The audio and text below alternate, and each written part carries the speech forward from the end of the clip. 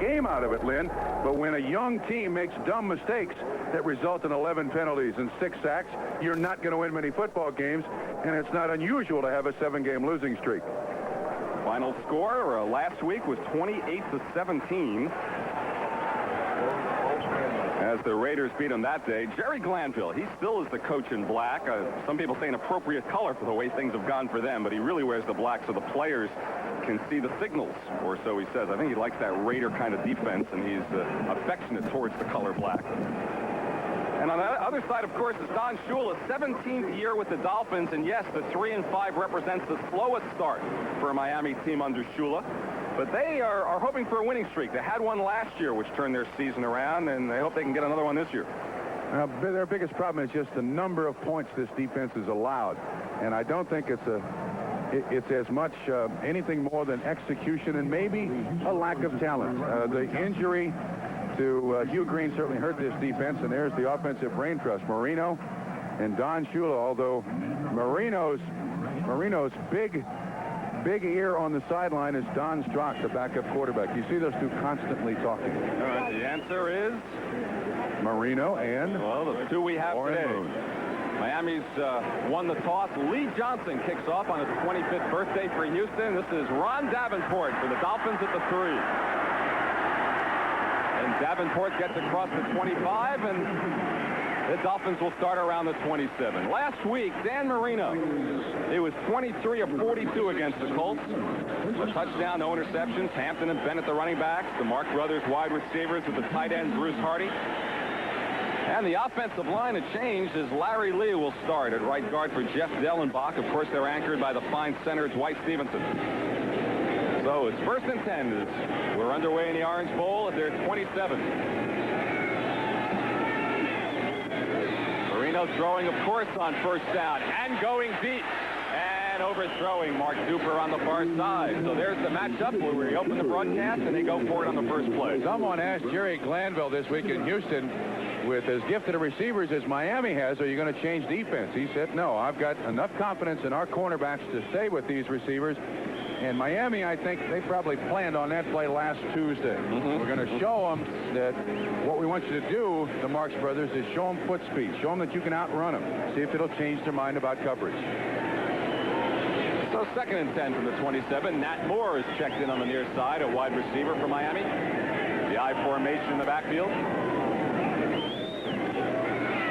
And Lorenzo Hampton straight ahead for a couple. And let's check out that Houston defense. Jeff Donaldson and John Grimsley in on the tackle. The Oilers going with their front 3. Ray Childress out of Texas A&M, their leading tackler, unsung hero of sorts. Linebackers, Lyles, Grimsley, Abraham, and Meads. Abraham, their best against the pass he is, and their defensive backs, Brown, Allen, Bostagese. You know, Steve Brown's sister, a regular on Miami Vice. So Houston now with 6 DBs, Glenn. 6 defensive backs against 3 wide receivers. From the shotgun, 3rd and 7 at the 30. Marino unloads it for nobody as the rush was on. And Marino winds up on the seat of his pants, and the Houston defense does its job on the first series. The ball was intended for Duper. There was no one even close. This is something that the Miami Dolphins are going to have to contend with all day long now. People around Dan Marino, not necessarily making the sack, but just pressure in his face. So Reggie Roby is on to punt for the Dolphins. There's Reggie. 2nd in the AFC to Ron Stark. This is Ernest Givens, fine rookie out of Louisville, who's back for Houston at around his 25. Here, Roby booted, and what a boot it was. All the way back to the 11. And Givens gets out to the 27. So both teams offensively starting at the 27. The 60-yard punt as Warren Moon leads the Oilers on. Rozier and Woolfolk as running backs. Hill and Givens a shot at 1,000 yards apiece as wide receivers this year. That's a rare duo. Jamie Williams, the tight end. And the line of Matthews, Moran, Romano, Hill, and Steinkühler. It's really many changes in their line. Everyone talks about the 3 first-round draft picks that they have had over the years in the offensive line, but they've never been together. And Romano, the only guy playing the position he played last year. All others have changed positions. Crowd yelling for defense. They haven't seen too much of that in Miami this year. First down from the 27. They start on the ground. Brazier. He gets across the 30.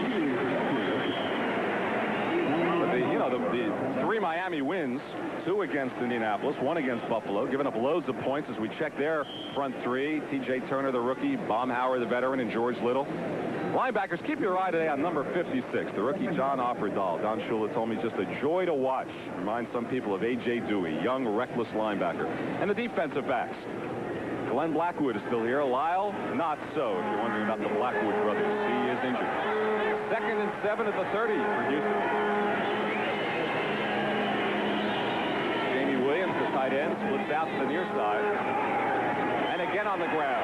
Again it's Brazier. And across the 35, maybe to the 36, but shy by a yard of a first down. Bob Brzezinski on the tackle. So where they started out with 3 straight passes and had 1 intercepted last week against the Raiders, they go very conservative to start out today. Len, the most encouraging thing for the Houston Oilers and their fans, they've now run 5 plays and there's been no flag. I knew you were going to say that. A step at a time here, Len. Just a step at a time this week. So 3rd and 2. The 35. Gibbons in motion for Houston. And a pitch back to Rozier. And he's got a first down to the 39. He ran over a Dolphin defender. John Offerdahl. But he was pushed backwards by Rozier, and Houston on the strength of 3 running plays with a first down out to the 39. You can see the line splits by the Oilers. Nothing fancy, just sweep right. A good lead block by Wolfhook. And he runs right over Brzezinski. Offerdahl there to make the tackle, but not before the first down pickup. So, Houston, the first team today to get a first down. That's encouraging for Jerry Glanville. Maybe he'll stay with this running game. First down at the 39.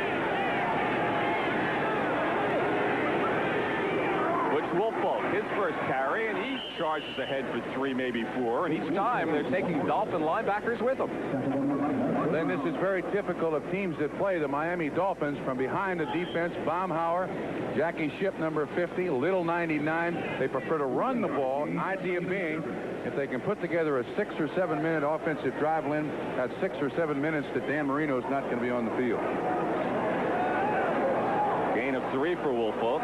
This will be 2nd and 7 for Houston at the 42, exercising ball control in the opening minutes of Miami.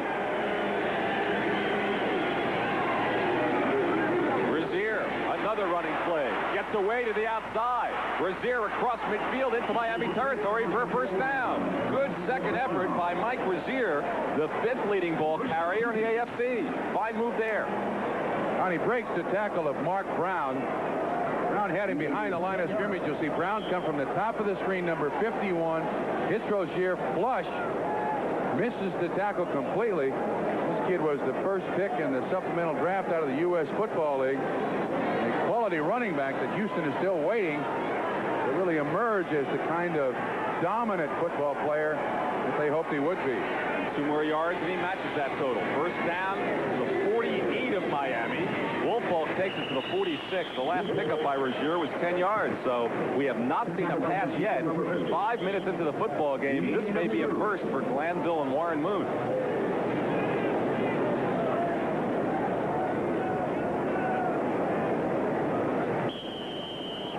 Glanville under the gun, as I guess the entire Houston organization is, Bob.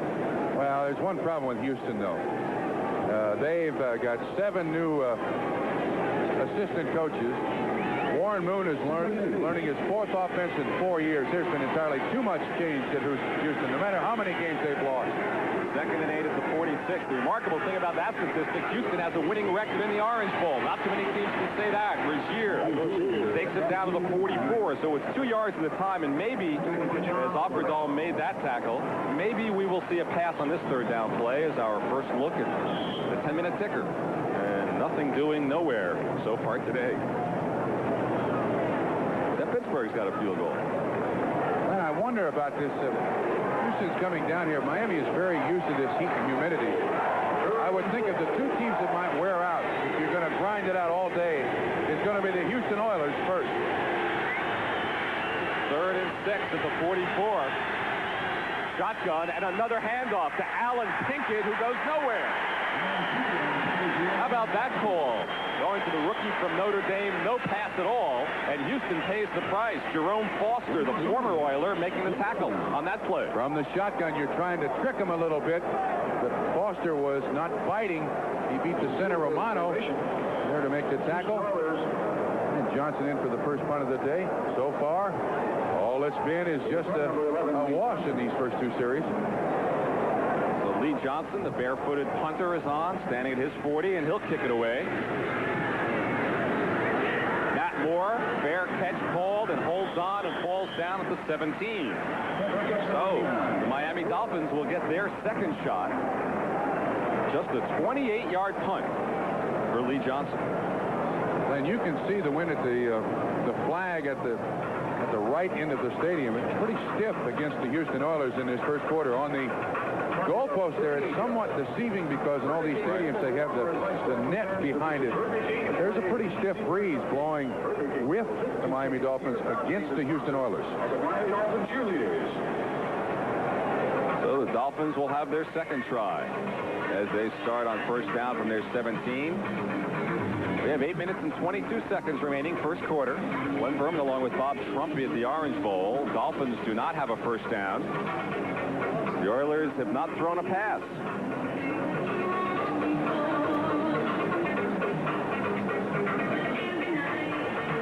That surprise you at all, the way Houston started out without throwing the ball? No, it really doesn't. Every team I think that plays Miami goes with that approach until they're forced to do something else. At the outset of the football game, all you're trying to do is establish some thinking if you're a football coach. If you can establish that you're going to control the line of scrimmage against the Miami Dolphins today, that's something you can go back to. I wouldn't think that the second series by the Houston Oilers that they would do nothing but run. Just like I don't think that the Miami Dolphins would go exclusively with the pass. They'll go for the high percentage stuff now. All right, we'd like to welcome those viewers who were watching Cincinnati and Detroit. Technical problems on that telecast.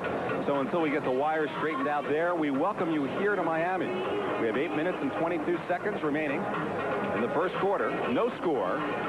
Miami won the toss, selected to receive. 3 passes and punt without a first down. Houston ran the ball exclusively, did not throw a pass on their first series, and finally they punted away. You can see, yes, we have a hot, fairly humid day in Miami. Is that a coincidence that the sun shines on the Houston bench, that the Miami players have their back to the sun, Trump? A coincidence? No, I don't think so.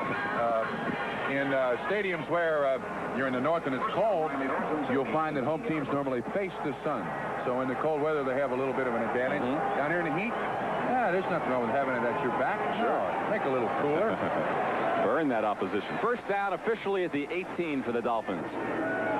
Clayton in motion. Lorenzo Hampton, and maybe a gain of a yard. So Houston followers have to be encouraged on what they've seen in the first 7 minutes of this first quarter. Their defense has held Miami, and their offense has had a modest amount of success. Lorenzo Hampton on the carry. Miami comes into this ballgame averaging just 84 yards rushing per game. This is the #1 offense in the NFL, so you realize that the passing statistics are phenomenal when they only get 84 yards rushing per game. Can you imagine Marino threw 6 touchdown passes in a game and lost? Yeah, I don't know if anybody's ever done that before. Crazy overtime game against the Jets. 2nd and 9 at the 19 for the Dolphins. And Marino cannot complete it. Clayton got a hand on it and then couldn't hold on. So 3rd down for Miami offense, which is struggling in the early going. At the time, it looked like Dan Marino's trying to direct traffic out there with his receivers. It looked like that time the linebackers dropped out underneath the coverage. You see Marino's got time, and you can see the linebacker right there. He just jumps off the ground a little bit, and the defensive back had to drop off, and Marino couldn't quite get it in. So far, Patrick Allen and Brown have done an excellent job of shutting down the Marks brothers. Here they are. That's Pruitt. 4 wide receivers now in the ball game, Lynn. And Tony Nathan. So 3rd and 9 at the 19. Will we see the Grits blitz, as they call it? They try. They don't get to him. And Marino throws nowhere again. Happened on the last series. So Richard Johnson was covering, but nobody was deep. And Marino, again, just throws it out into the right flat. You want to take a chance with an interception. He's yet to complete a pass. And the Houston grits blitz or the bump and run, whatever, at least at this point, confusing the Miami Dolphins offense. Now he'll go to the sideline, talk to Don Strock. And there's Don Strock, the backup quarterback. Reggie Roby, standing at his 5, had a brilliant punt on his first effort. Ernest Givens deep for the Oilers. They'll get their second crack at it.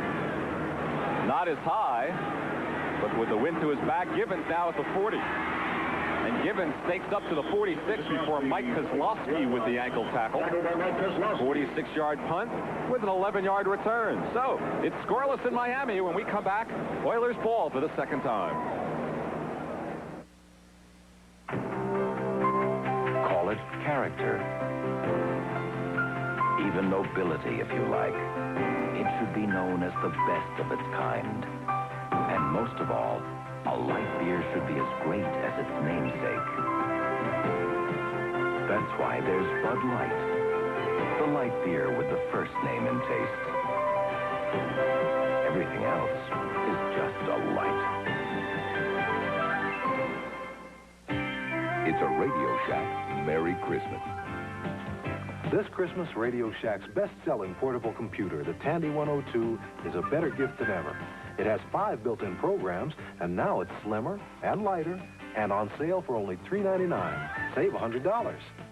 So when you give the Tandy 102, you've got Christmas in the desk, in the briefcase, or in the bag. Tandy portable computer, sale priced from $3.99 only at Radio Shack. The first look will move you with revealing shapes that reveal even more about the overall design.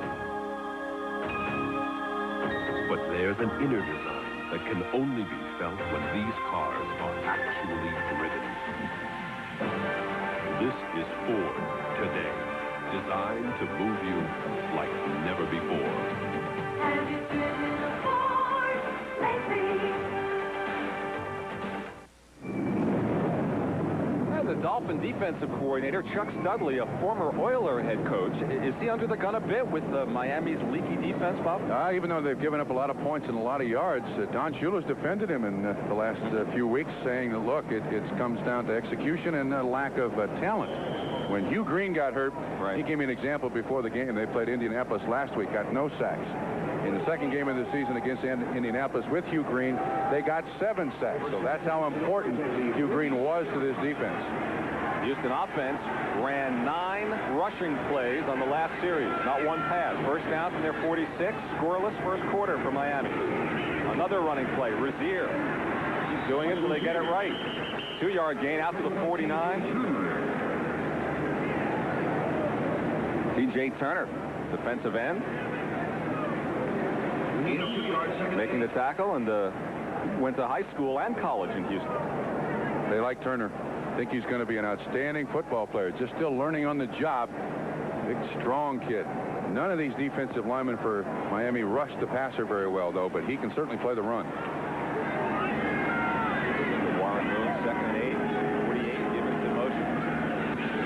On the ground again. The pitch back to Rozier across midfield, and for the second time, they are into Dolphin territory. Down to the 48. Bob Brzezinski in on the stop. I'm kind of surprised they're staying with the running game here, but they run Givens in motion to the left, and then Woolfolk leads. You see, it's pretty much man-on-man blocking. They're trying to spread out the defense as best they can, and then spring Woolfolk and Rozier up through there. Miami doing a pretty good job. Actually, I think this is doing Miami a favor. Every team rushes the ball an awful lot against them, but I don't think Miami minds. I really don't. I think their biggest problem is their cornerbacks. It's really a fire drill, Bob. There's a second mass substitution on this play in the Miami defense. This is 3rd and 4 at the 48. Now a pass. No, not yet. Sack ruled a sack in the grass. Offerdahl gets credit.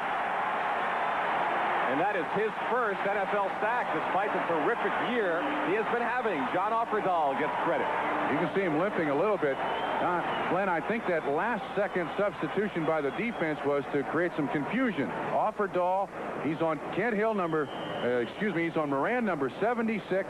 Just beats him like a drum and gets right straight to Warren Moon. It's ruled a sack. So you try to trick the offense a little bit with that late substitution. Offerdahl. Lee Johnson into punt.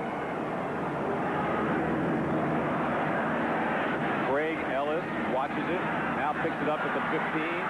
Ellis out to the 22 before Eric Bears makes the tackle for Houston. A 41-yard punt, 8-yard return, 5:25 remaining in a scoreless first quarter in Miami. We'll be right back. Welcome back to Miami, and checking the scores for those of you who are watching Cincinnati-Detroit and having technical problems on that telecast. Eric Hipple to Leonard Thompson, 36 yards, accounted for the Detroit touchdown with about 5 minutes remaining in the first quarter. Lions 7, Bengals nothing.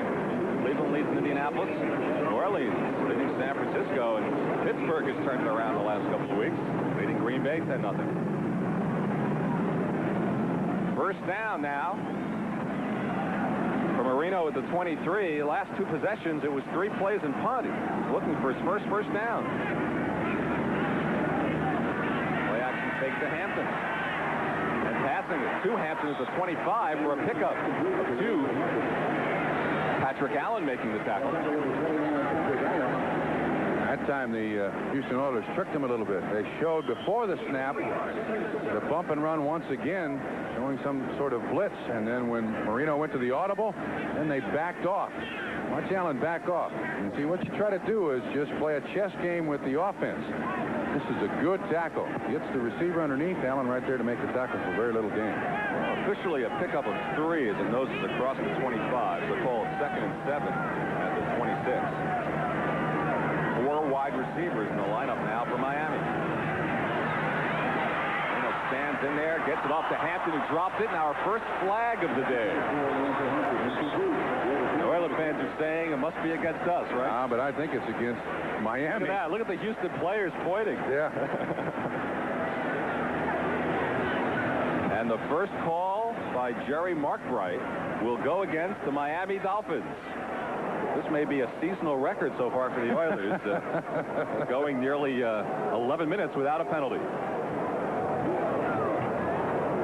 Turn on your microphone, Jerry. Pass interference, number 89, offense, penalty decline, 3rd down.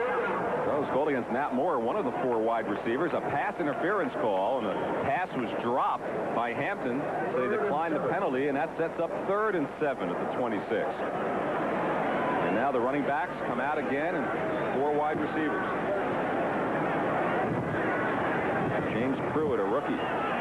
Cal State Fuller into the lineup. He's one of the 4. Where's number 82?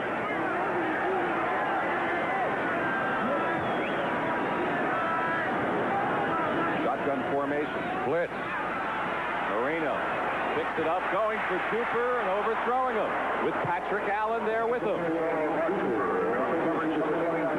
So one more time, Miami unable to acquire a first down, and for the 3rd possession in a row, they will have to punt.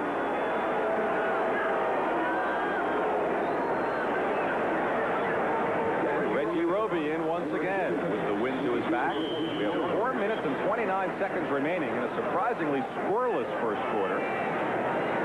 Ernest Gibbons is at his 30. Roby having success today. There's Gibbons. Close snap, but no problem for Roby, who booms another one. Drives Gibbons back to the 20.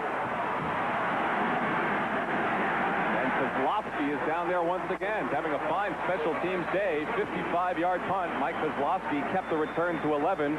Roby loves punting with that win. Houston ball when we return to the Orange Bowl. It's scoreless in Miami. Humid shirt sleeve kind of day in Miami, and we've had 2 upsets already. Not 1 Miami first down and not 1 Houston penalty. I think Jerry Glanville is very intelligent, too, in this initial stage of this football game, Lynn. As long as he can gain some yards, get some first downs against this Miami defense, it gives a little more confidence to his team. And confidence is what it needs right now. With 7 straight losses, they don't think they're very good. Today, 12 running plays, not 1 pass. Ray Wallace, the fullback, gets good yardage, close to 8 yards. It was first down to 31. Pushes it out close to the 38, pick up a 7, which will set up 2nd and 3. Now, Miami had to know the run was coming that time, Trump. There's nothing they could do about it. I mean, the Miami Dolphins, if they've had trouble this year, its opponents have really been able to run the ball at an average of 156 yards per game against them. They're ranked next to last in the conference, by and the they way. can't seem to do anything to stop their opponents. 13 plays, all running plays. 2nd and 3 at the 38. Number 14, Ray Wallace, pulls for a first down. The rookie from Purdue and another rookie, John Offerdahl, with the tackle. But Wallace had a neck injury until a couple of weeks ago, but he was one of Glanville's favorites in the preseason. Unheralded Ray Wallace. Coming into this ballgame, Lynn, just 2 carries, 5 yards. Well, he's done that already on 2 carries in this game. He sure has. Big kid, too. Very, very strong player out of Purdue. Goes 221 yards. First down again for Houston at their 29. Pitch back to Razier. Maybe no passes today. And Razier very little. Offerdahl again on the tackle. Well, he wore a cast all week on his ankle. Limped out of the locker room after the game-saving play in Indianapolis. And took the cast off Friday, and here he is on nearly every play, number 56. So he does it correctly. He keeps his shoulders square to the line of scrimmage after Bruce Matthews, 74, tries to block him. He got his ankle injected before the game so he could play. That is a habit that professional athletes have in games like this. He definitely is a gamer. Is that good medical practice? It is for Sunday in the NFL. You got 6 days to recover. 2nd and 7 at the 47. Ray Wallace out to midfield. You know, I'd like to remind our viewers we'll be selecting the Budweiser most valuable player for today's game at the conclusion of the game. And if this game continues the way it's going, it may go to the Houston offensive line as a group. A little early yet, a little early. Let's see, Miami's happy to be in this situation, though. They pick up about 6 yards and 2 downs, brings up 3rd and 5, 3rd and 4, something along those lines. I think Miami's more than happy to do this, and so is Houston. Both teams doing exactly what they want to do. Ball is 3rd and 5 at the 49. Shotgun formation. Last pass attempt was a sack. Moon chased backwards and throws it. Looking for Givens. Caught it on a bounce. So the Oilers have finally thrown a pass. But Moon 0 for 1. Mark Brown supplying the pressure on Warren Moon. And now the Oilers will have to punt. So with 1:35 remaining in the first quarter, you have no score. And neither team has a completion, right? That's correct. No turnovers, 1 flag, and a bare foot. Happy birthday, Lee. Punting into the wind. He'll be glad when they switch after this quarter. We could buy him a shoe. That'd be a good birthday gift, wouldn't it? Enjoy your generosity. Matt Moore is deep for Miami. And Moore, another fair catch signal, and has to struggle to hold on to it at the 15. So a 36-yard punt for the shoeless one with no return, and with 1:27 remaining first quarter, still scoreless. Today, and Oilers pass defense strength, and so far the Oilers are winning that battle. Marino is just 1 of 7, the only completion to a running back. First down from the 15, the pitch back to Hampton. He's dumped. He goes up and over. Good stop, I think, by Patrick Allen in there. And Ray Childress, the defensive end. Glenn, if the people out there watching think that's out of the ordinary for Houston to have Marino 1 of 7 coming into this ball game, opposing quarterbacks have completed just 41% of their passes against Houston. So this pass defense has been very good with the pressure they put on the quarterback, and the bump and run have been bad at all for Jerry Glanville. People tend to lose sight of the positives when you've lost 7 games in a row. 2nd and 9 at the 16. We're in the final minute of the first quarter. Marino looks like he's checking the play off. And Hampton. Maybe to the 19. From Miami, let's send you to NFL 86. Ahmad Rashad. All right, Lynn, in the Hoosier Dome, Bernie Kosar throws his 2nd touchdown of the day with this strike to Herman Fontenot from LSU. Tremendous concentration. The play covers 72 yards. The Browns lead 14-0 in the first quarter. All right, thanks, Ahmad. Cleveland starting strong here. No points on the board with 8 seconds remaining in the quarter. 3rd and 7 at the 18. Marino in the shotgun. Houston maybe jumped. The flags are down. The pass again. That's the 3rd time where a wide receiver from Miami is button hooked in, and the pass has gone flying upfield. Miscommunication somewhere with the audible at the line of scrimmage. It looks like it's going to be on Baker. Defensive end Well, the Houston Oilers offsides. That's exactly what the call is. And the other point to make is that every time that Dan Marino's thrown the ball, there's Baker jumping in the neutral zone. That's encroachment. He's ended up on his duck. He doesn't see. That time it's Donaldson, 21, who is in all over. Bo Eason's 21. Donaldson's 31. Bo Eason on the blitz. Just trying to create some havoc. That organized mayhem of Jerry Glanville.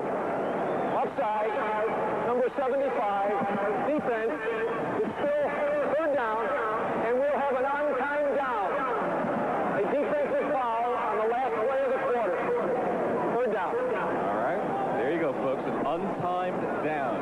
No clock in operation as the quarter has run out, but penalties that have killed Houston the most is the ones that happen on third and fourth down. Here's another instance. It did not keep the drive alive necessarily. Well, they have another third down try here. If they can stop them here, they escape it. But, boy, they're on third down. It really kills you. That would have been fourth down, though, had the pass been incomplete and the penalty not called. 3rd and 2. And I believe they may have stopped them. Ron Davenport, the carry. Bo Eason on the tackle. Dolphin players think they have a first down. It'll be awfully close.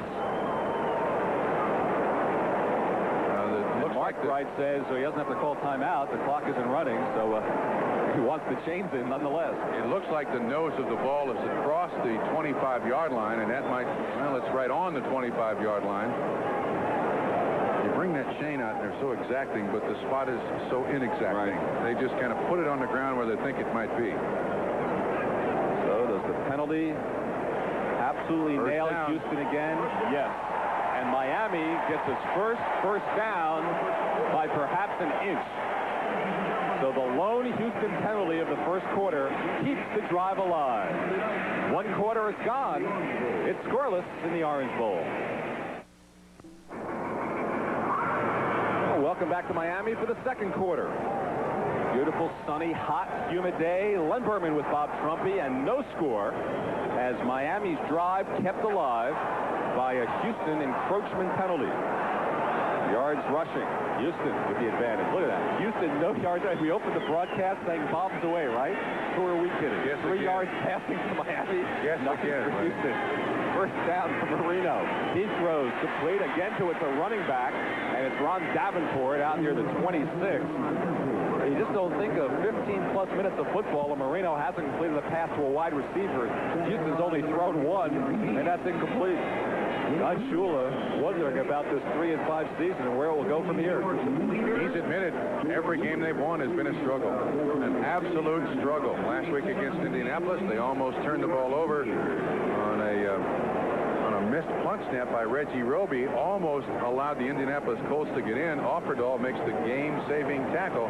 Every time they've won, it's been tough. Bailey by 10. All right, 2nd and 8 from 27 for the Dolphins. Keeps it on the ground to Hampton. Good running room across the 35 and a first down. Pete Bostic finally caught up with Lorenzo Hampton. It's not unusual to run behind the center. Dwight Stevenson, 57, considered by many the premier center playing in the NFL today. Extremely strong leg and blow out any nose tackle. And that time I think it was Smith. Hang on just a minute. I think it was Golick who was playing the nose tackle that time. Stevenson just absolutely wiped him out of the line of scrimmage. So another Dolphin first down out to the 36. First down.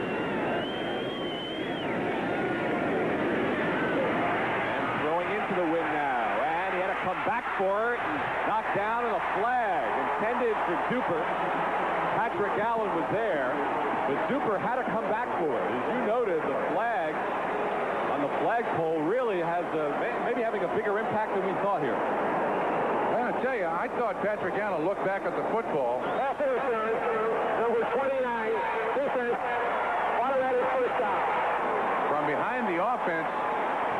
Watch the end of this play. The ball does hang up. The wind holds it up ever so slightly. But when Allen gets his head turned around, he's reading Duper's eyes. I'll tell you what, that's incidental contact. You can make contact if both guys are going for the football. There doesn't appear to be. Once again, he's looking back. He's looking back. Knocks the ball away. I'm not sure about that call. But as Jerry Glanville was telling us on the field before the game, when you lose 7 games in a row, those calls never go your way. First down at the 32. Huge penalty there against Allen. Hampton. Good stick there.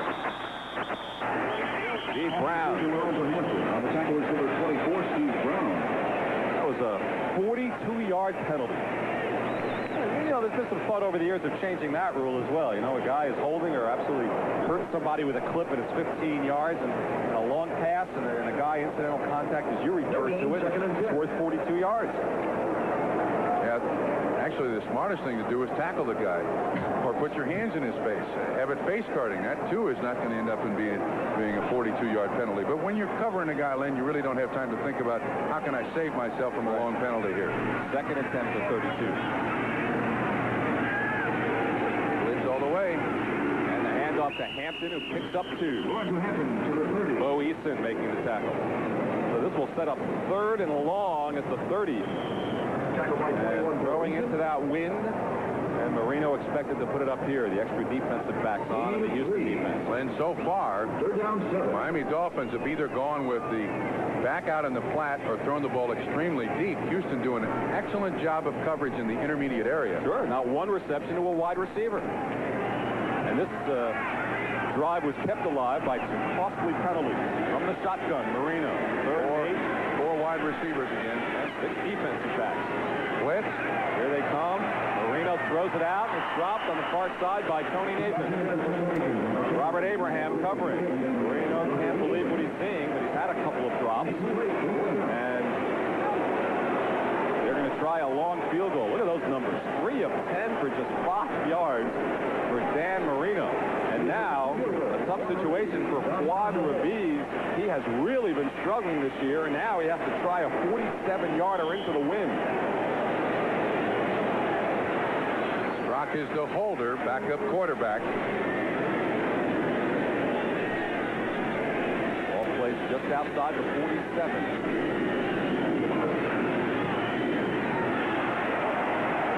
And it's no good. Just off to the left. So Rabiz is just 6 of 13. A bit of booing from the crowd, but that's a bit unfair, kicking into the wind from that distance. It's still scoreless. Today's game is brought to you by Mazda Cars and Trucks. The more you look, the more you like Mazda value. By Visa, accepted worldwide for shopping, dining, and travel. Visa, it's everywhere you want to be. And by the makers of Prestone 2 Antifreeze. Don't push your luck. Change it with fresh Prestone. All right, after the missed field goal, first down at the 30. Just 1 pass play, and now 18 rushes. Ray Wallace. And maybe with the wind to their backs, Bob, we thought they'd put it up a little bit more on this series, but we haven't guessed right yet, I don't think. Yeah, we haven't come close. In the opening of the program, we thought they'd throw. Through the first quarter and about 4 minutes, they haven't thrown the ball much. Once again, I think Jerry Glanville trying to establish some confidence in his team. He doesn't want the prospect for turnovers. This team is the worst in the takeaway giveaway in the league. They're minus 13. That's right. The telecast presented by the National Football League, intended for the private use of our audience. Any rebroadcast or other use of the telecast without the express written consent of the Miami Dolphins, the National Football League is prohibited. Second and 8 at the 32. Moon scrambling outside. Decides to take it back inside. Good extra move by a quarterback and paid the price on the far side from Bob Brzezinski. Hey, look at this news out of the Meadowlands, Bob. Danny White fractured right wrist for the Dallas Cowboys. I mean, Steve Pallure will be the quarterback for the remainder of the season. They're in a first-place tie with the Giants, Dallas, and Washington, and now White lost. Now, one thing, Lynn, that the Dolphins are going to have to be aware of, and that is the scrambling ability of Warren Moon. He killed him last year with a victory in his scrambling out of Canada. That's probably what he does best. Glanville's tried to put in the rollout a little more for Warren Moon this year. Most quarterbacks might have taken it right out of bounds. He cut it inside. 3rd and 1 at the 39. That's a Rozier. He stopped. Offerdahl making the tackle. Let's switch to Ahmad Rashad at NFL 86. Ahmad? All right, Lenny, after a field goal, Tampa Bay kicks off. It's fielded by Buffalo's Eric Richardson, who then hands off to Ron Pitts. Pitts fumbles once, twice, 3 times. It's recovered in the end zone by Pat Franklin. Tampa Bay leads 10-0 in the second quarter. All right, Ahmad, will Buffalo win again ever on the road? I think it's 20 in a row now they have lost, as they are elsewhere here in the state of Florida. Lee Johnson into punt as Rozier did not pick it up on first down. Look at the gloves worn by Craig Ellis despite 85 degrees and humid. It's a habit he picked up in 5 years of Canadian football, and he wasn't about to change the little habit just because he's playing in the sun in Miami. This is a good day to wear gloves. Keeps the perspiration off your hands. Lee Johnson without the shoe, punts to the guy with the gloves. He's down at the 27. This is a haberdasher show here in Miami today. Eric Bears making the tackle, and it's certainly not a passing show. 0 yards passing today for Houston. Just 5 yards passing for Dan Marino. Who would have thought it? An 8-yard return for Craig Ellis after the 44-yard punt. First down now for Miami at the 27. And we are still waiting for our first score of the day. We'll continue to wait. We'll be back. Linsky takes shelter from the sun. Look at those passing numbers. You're talking about quarterbacks who have combined for 4,361 yards passing on the year. Moon and Marino, they combined for 5, and we have 9 minutes and 31 seconds remaining first down. First down at the 27. Marino, Duper's wide open at midfield. There they go, driven out of bounds by Bo Eason. You know it wouldn't stay this way all day long, Bob. 25-yard pickup, Marino to Duper. Don, but that's against zone. I keep calling you, Don. That's all right. Watch what happens here. They got the bump and run, but Allen funnels Duper, and then it's up to the safety to take over the coverage. Eason doesn't get over there quite quick enough, and with Marino's strong arm and quick release, the safeties read the eyes of the quarterback. And Marino is excellent at looking off safeties. Easy completion, and the first catch by a wide receiver by the Miami Dolphins today. By anybody. First down, first time they're in Houston territory at the 48. Marino may be checking off again.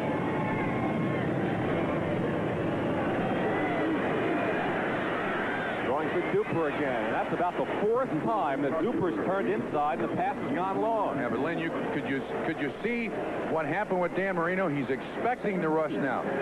Watch what happens when he sets up. If we follow him, Marino's going to go out of the picture. But once again, you see excellent bump and run coverage by the corners. Bottom of the screen and top of the screen. And Marino feels the pressure, just throws the ball away again. Checking the scores once again. Low scoring in New England as well. You're forgiven for referring to me as Don. How many thousands of games have you worked with Don Crick the last couple of years? Crick, of course, worked as part of a horse racing coverage yesterday. Don with you today. Second and 10 from 48. Hand off to Hampton. He's smothered by Robert Lyles. Good play by Lyles. Third year for TCU.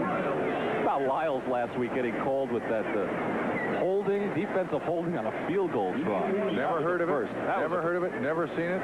Jerry Glanville thought the officials called that penalty on something he said on the sideline on the play before. He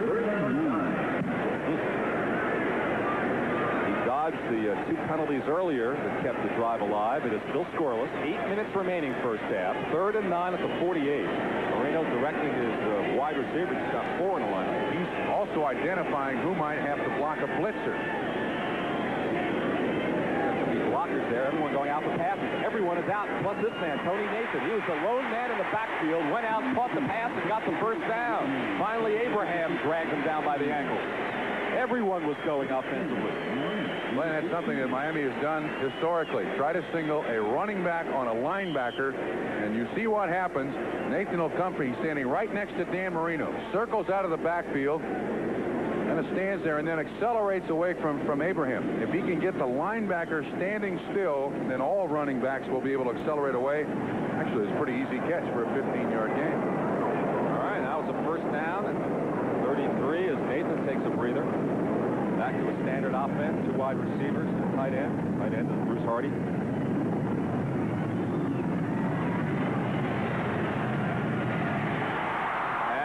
Far side, no good from Mark Clayton. Nearly a terrific catch as he was watched by Steve Brown.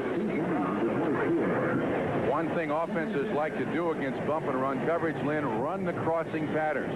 Hopefully the foot speed of your receiver is better than the cornerback, and that time Brown was all over with the receiver for an incomplete pass. That's twice that opening game win as blocked Miami season opener a year ago in the Astrodome. Some people think that Houston then went to Washington and beat Washington, but got a couple of calls against them. They could have started the season 2-0 this year. Don't talk to Oiler fans about penalties and officials. They don't want to hear it. They don't even want to hear from the league when they call to even try to admit a mistake.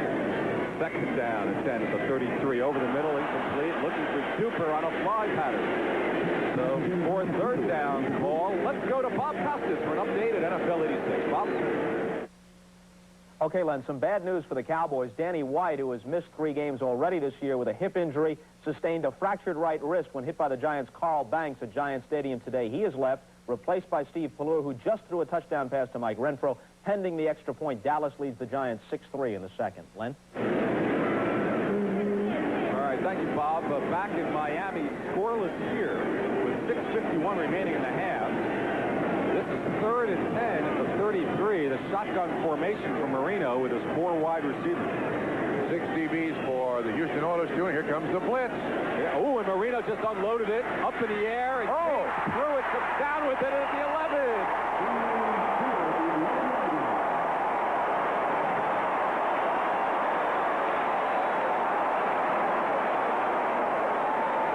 Marino didn't have a clue as he walked gingerly. I don't think he had any idea where that ball was going that goes to the completion of James Pruitt. He was nailed by Bo Eason right here. The Houston Oilers anticipating the snap count, and watch this jump ball. It looks like Michael Jordan going after a ball on the rim. A completion by Pruitt. A 22-yard pickup. And the Dolphins in business. Play of the day, the jump catch by James Pruitt, the 4th-round rookie from Cal State Fullerton. First down at the 11. Miami in business. Hampton inside the 10, maybe to the 8. And a Dolphin is down. Slow to get up. Now that's Dwight Stevenson. He is up. He's got to get up. Right. He has to get up. Certainly took his time, didn't he? He can take all the time he wants, but he's got to get up, Len. 5:35 remaining. First half, Revis getting ready for some redemption. Still no points on the board. This is 2nd down and 7 for Miami at the Houston 8. 3 big plays on this drive. Plays to Duper, Nathan, and Pruitt, the last one. Into the end zone for Clayton. Touchdown, Dolphins. Dan Marino's limping a little bit. That was from that sack by Bo Eason. This goes all the way back to Paul Warfield catching from Bob Greasy. That Miami slant pass inside the 10, 12, 15-yard line. And actually, there is great coverage. Watch what happens. Watch all the people. You can see that Houston comes with the zone as opposed to the man-to-man. Eason rotates 21 too far out. Grimsley is there underneath. And Marino with that gun for an arm is able to get it there before the coverage. Brock holding for Revis. And he hits this one with 5:08 remaining. First quarter. Good Miami drive. 8 yards from Marino to this man, Mark Clayton. Dolphins lead at 7-0. Yes, watch the quickness that Marino has. He doesn't set his feet. He's kind of bouncing around. Wham! That ball is away and into the arms of Clayton. And he says, finally. Boy, it's been a struggle. He can book them all right. 7 more points, as you saw on the graphic before. 16 consecutive games now with a touchdown pass. Longest current streak in NFL, and Revis will kick it away.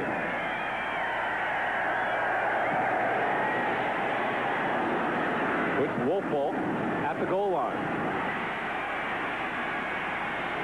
His head down and gets to the 17. Don McNeil on the tackle, but the unsung hero in this game so far, the Miami defense, which has been burned so much and have given up so many points, Bob, and here they've had a scoreless first half. Part of his success, too, is special teamers. I think last night, because we said we never see a headhunter, now we see one. Andy Hindle, number 90. He's looking for heads. Ray Wallace, 35, tries to take him on. Hindle there to kind of make sure that Wolford goes no further. Oh, trailing 7-0. Moon and the Oilers. 5 minutes remaining in the half. First down from their 17. Regier Langford-Dahl tackles him. No gain. That kid's everywhere, Lynn. Yeah, really is. Shula said, just a joy to watch. Remember, this kid comes out of a very small college, and last year, if it weren't for a postseason all-star game, I don't think anybody would have drafted him. And this kid's turned out to be their leading tackler, their defensive leader. He is so shy and reserved that nobody really here in Miami knows him. He still has an apartment with no furniture. His parents come down and try to buy things for him. This is as un-NFL-like a linebacker you can find. Look at those numbers. Astounding. Second down at the 17. Now he's got a completion. Drew Hill close to a first down at the 27. It's a matter of time before Moon would find, he's saying it's about time, either find Hill or Givens, one of those guys. 4 minutes remaining.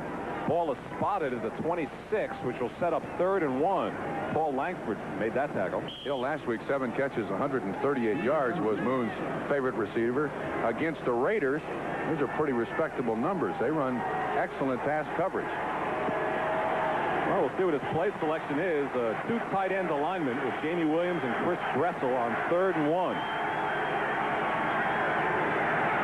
Wallace. I don't think so. I don't think so.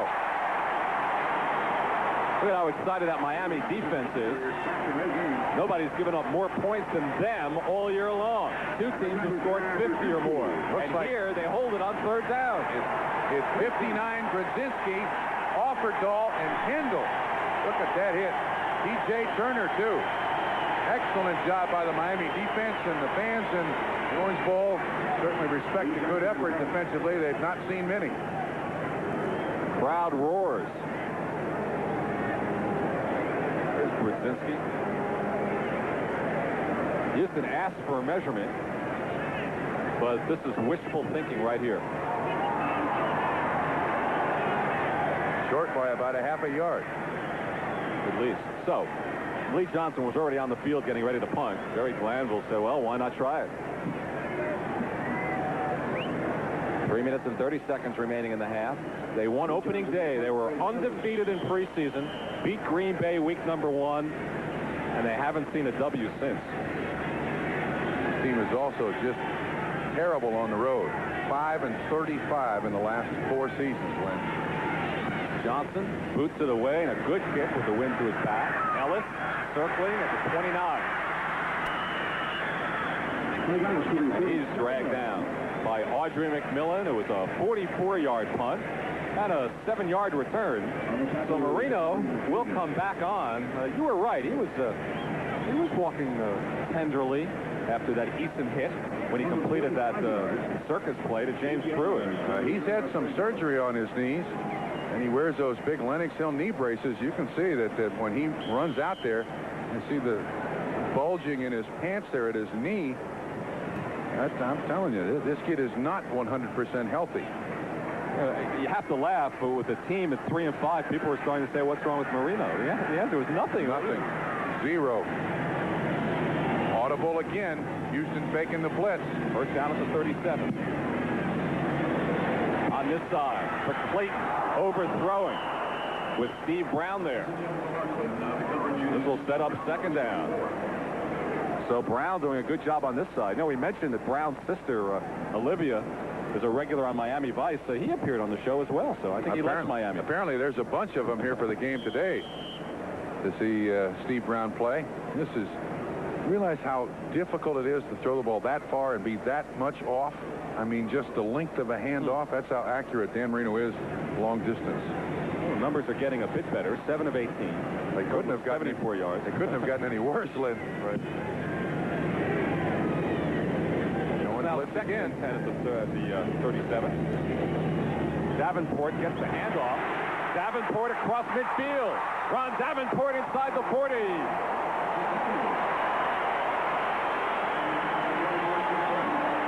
Steve Brown finally makes the tackle, and there's a plus side to the blitz, Lynn, and that is at the line of scrimmage you create confusion, but when you pop through that line of scrimmage, you see Easton 21 miss the tackle. There's no one there to make the tackle. Matt Moore with a key block to spring Davenport a 25-yard pickup down to the Oilers 38 with still 2:24 remaining first half. it down. Doug Smith, nose tackle, had a hand in there. He was trying to go to Lorenzo Hampton. That ball hit Dwight Stevenson right in the back. That would have been the shortest pass in the history of the NFL.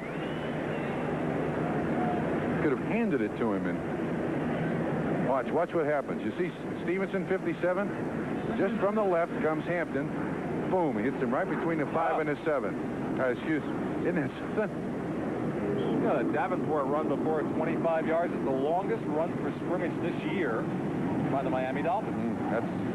This team has not run the ball well for the last 3 or 4 years. Relied mainly on that gentleman's arm. Second down and 10 is the 38. Well, he hit his man in the numbers on the last Yes, play. he did. Shotgun formation for Marino. Wide open. Matt Moore,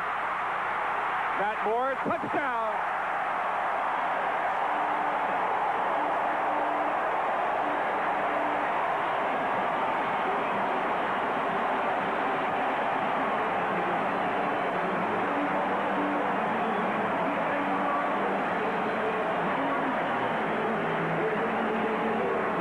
Yards. He's the all-time Mr. Everything in Dolphins receiving history, and he adds a 38-yard touchdown to his credit. It's 13-0 Dolphins. His 5th touchdown reception of the 1986 season. He was in the middle of the zone. Here's the extra point, then the replay. And Raviz hits it. 14-0 Miami. You pay so much attention as a defense to the guys on the outside. There's Nat Moore. This is zone all the way. And it looks like Abraham, 56, just doesn't quite get back in coverage where he should be. And Marino able to get it right over the linebacker's head. Nat Moore can still run. He can still bust the coverage. And he did that time. Not bad for a 35-year-old. And now Jerry Glanville saying something to Bo Easton. You might have seen in the replay, one of the Oilers went flying, trying to make a touchdown-saving tackle. He was the one, Bo Easton. And Glanville didn't like that move and doesn't like looking at this 14-0 deficit. Glanville is the defensive coordinator of the Houston Oilers. He's calling these defenses, and sometimes quarterbacks seem to just sense what the call is going to be. And Marino, with that quick release, always gives himself a little more time, Lynn, to read that defense, find the right receiver open. After 25 scoreless minutes of football, 2 touchdowns for the Dolphins in under 3 minutes of play. And now Raviz will kick it away again. Still have 2 minutes and 10 seconds remaining in the first half. Butch Woolfolk at the 3. And Woolfolk to the 23 and finally brought down. And this will be the 2-minute warning. 20-yard return. So 8 yards, Marino to Clayton. And then 2 minutes and 58 seconds later, 38 yards, Marino to Nat Moore. And the Dolphins in control, 14-0 with a minute 59 remaining. We've reached the 2-minute warning from the Orange Bowl in Miami.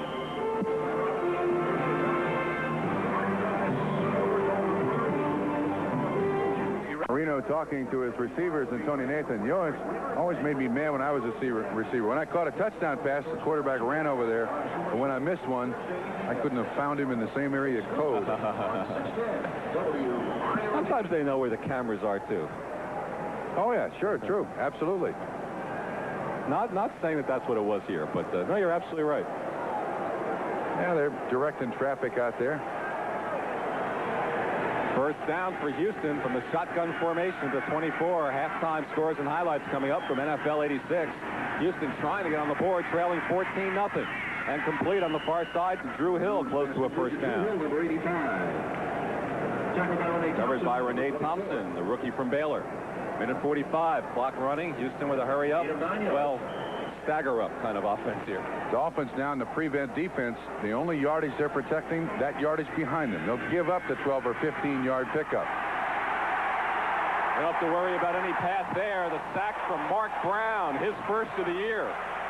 He's the fellow who had to replace Hugh Green, and he had 11 tackles a week ago, and here, his first seasonal sack. You see, it's a tight end they're trying to block on Mark Brown. 88.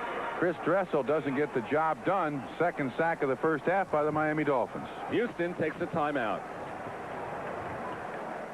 We're back. 1:31 to go first half. Dolphins leading the Oilers 14-0, and this will set up 3rd and 13 at the 21, and you can bet they'll be coming once again. As Oiler offense struggling here this afternoon against the Dolphin defense, which has been awfully generous in 1986. Look at that.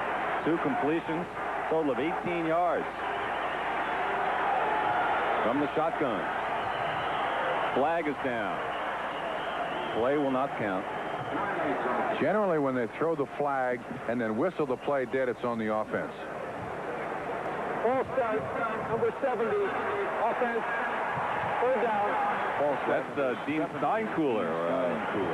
Remember big play he had in the Orange Bowl? Oh, was it a giant play? New Year's Day of '84, that Bumbleruski here in this stadium when he was with Nebraska when Miami pulled the stunning upset. But Steinkühler, well, that start was a false one, unlike that play a couple of years back.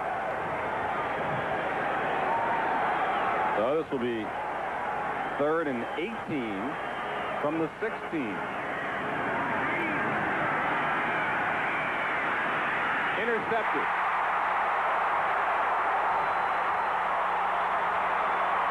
Donovan Rose, the interception. 35-yard pickup for Rose, and now Moon limps off. Rose's second interception. Pressure once again by Brown comes from the right-hand side of the picture. They're trying to block him with the tight end, and he doesn't get the job done. This ball never should have been thrown. Rose with his second interception of the '86 season. Interceptions at the end of halves and games cost a lot of football teams games. And the former CFL player goes off with it. 5 years he played Canadian ball, and now that's the Dolphins up again. They're at the 10-yard line, 1:17. Remember, with 5 minutes to go in the half, this was scoreless. Now Miami threatening to blow it open.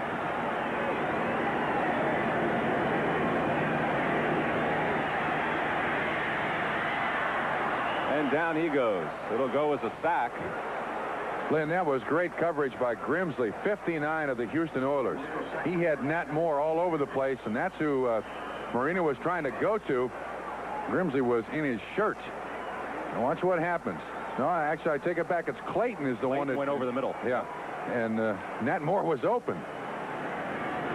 Now with under a minute to go, clock running, shotgun formation at the 13-yard line. Tony Nathan inside the 5 to the 2. 45 seconds to go. 10-yard pickup, and now the Dolphins take timeout with 43 seconds left in the half. As this game has certainly turned around in a hurry. 8 and 10 yards. There's Don Strock. He has more to do with calling the plays on the offense, you can see, than Don Shula does. How about New England, where Steve Grogan actually creates the plays and signals them into Tony Easton? And the strange thing about that, when Grogan plays, he's much more throw it down the field than he is when he calls the plays for Tony Easton. Much more conservative. See, look at the two talking there. And not even referring to Don Shula. Right. Shula knows everything that's going on, believe me. And he says okay to the final choice, but Strock is Dan Marino's biggest advisor in game situations. Shula's just standing by there. Yeah. On the other side of the field, Jerry Glanville, he's the one calling the defenses.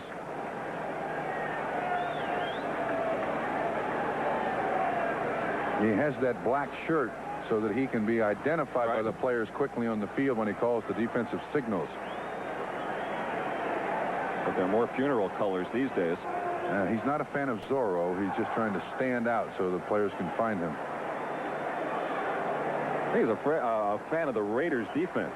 That may explain the black as well. But not much he can say or do right here is with 43 seconds remaining until we go till NFL 86. Bob Ahmad, Paul, all the highlights and scores. But the Dolphins, first order of business, Trying to get some more points on the board. They can make a first down inside the 1. The ball right now is at the 3. If they're going to run, I guarantee you who they're going to give it to is Lorenzo Hampton. He's the only Dolphin running back who has scored a touchdown. Well, he is not in the lineup now, Bob. It's Tony Nathan in the backfield. So they're not going to run it. Blitz. And there it goes, Tony Nathan. Another Dolphin touchdown.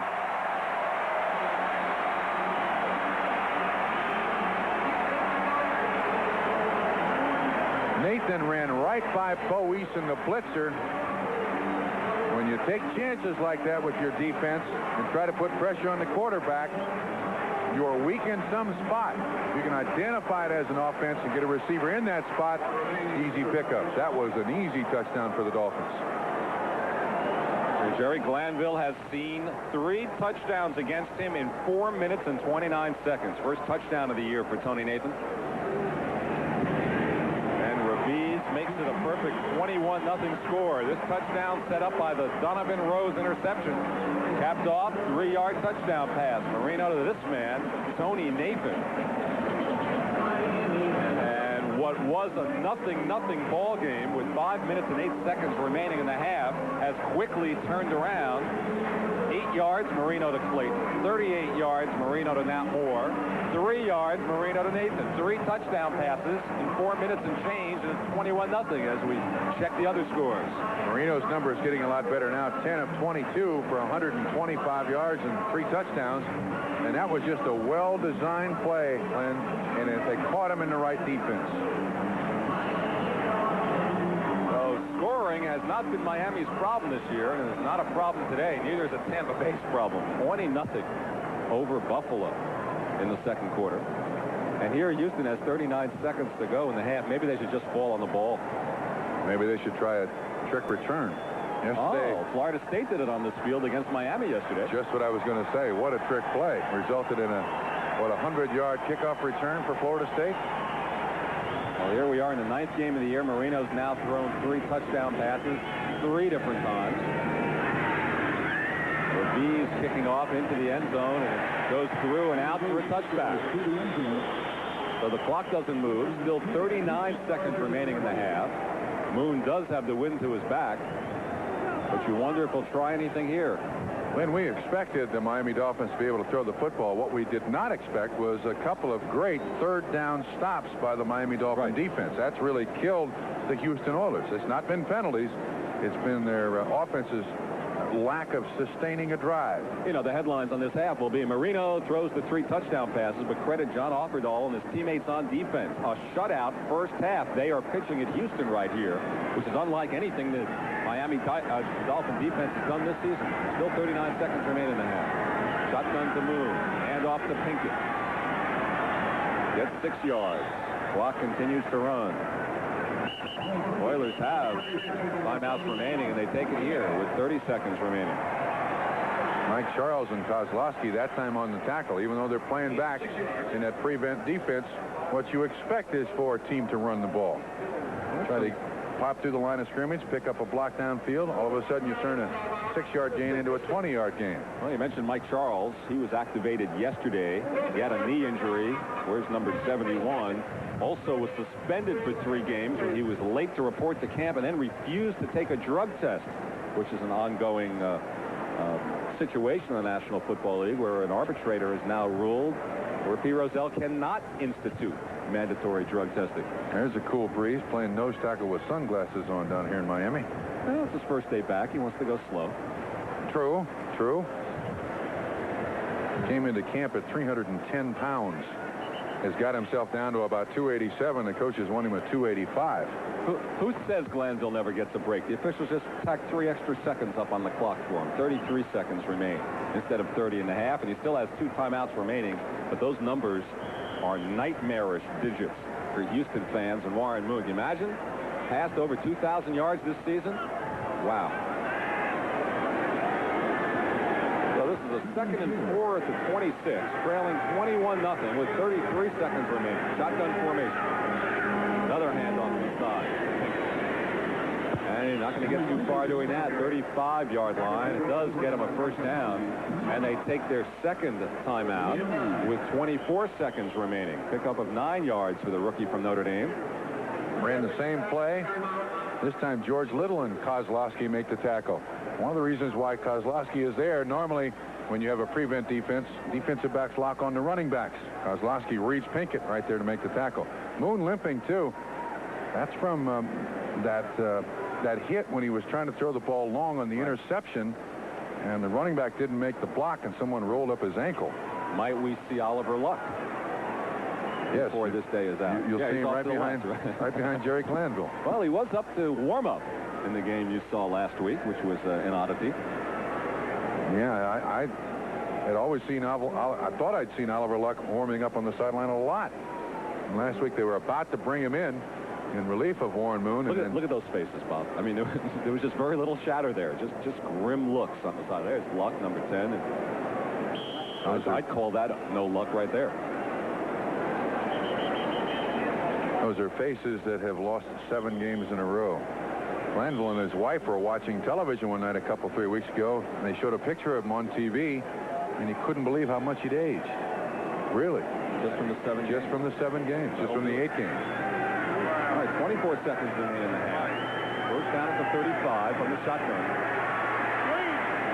Screen to Wolfo with blockers. Caught from behind at the 45 by Mark Brown. Good tackle, and now with 12 seconds remaining, Houston spends its last time out. 9-yard pickup.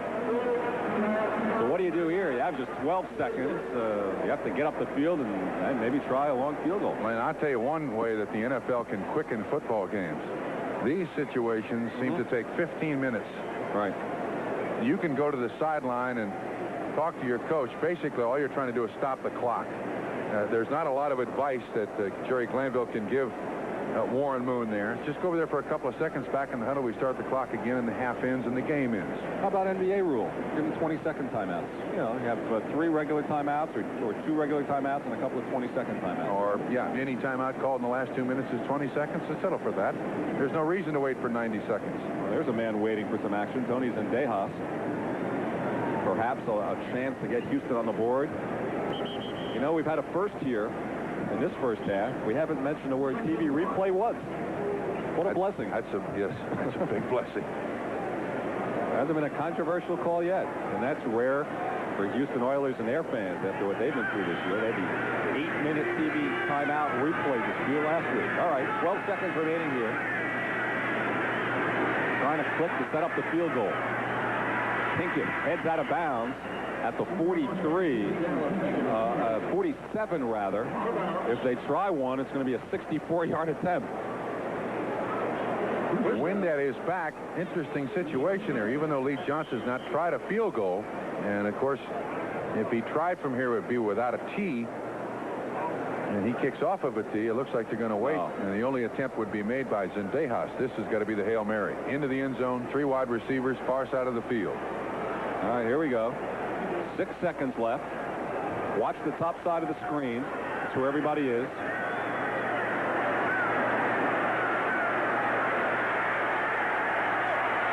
And it falls harmlessly to the turf, away from Drew Hill, and the half ends 21-0 Miami. Len, that's a famous corner of the end zone, though, isn't it? Doug Flutie made a heck of a completion to Gerard Phelan at about that same spot of this Miami Orange Bowl.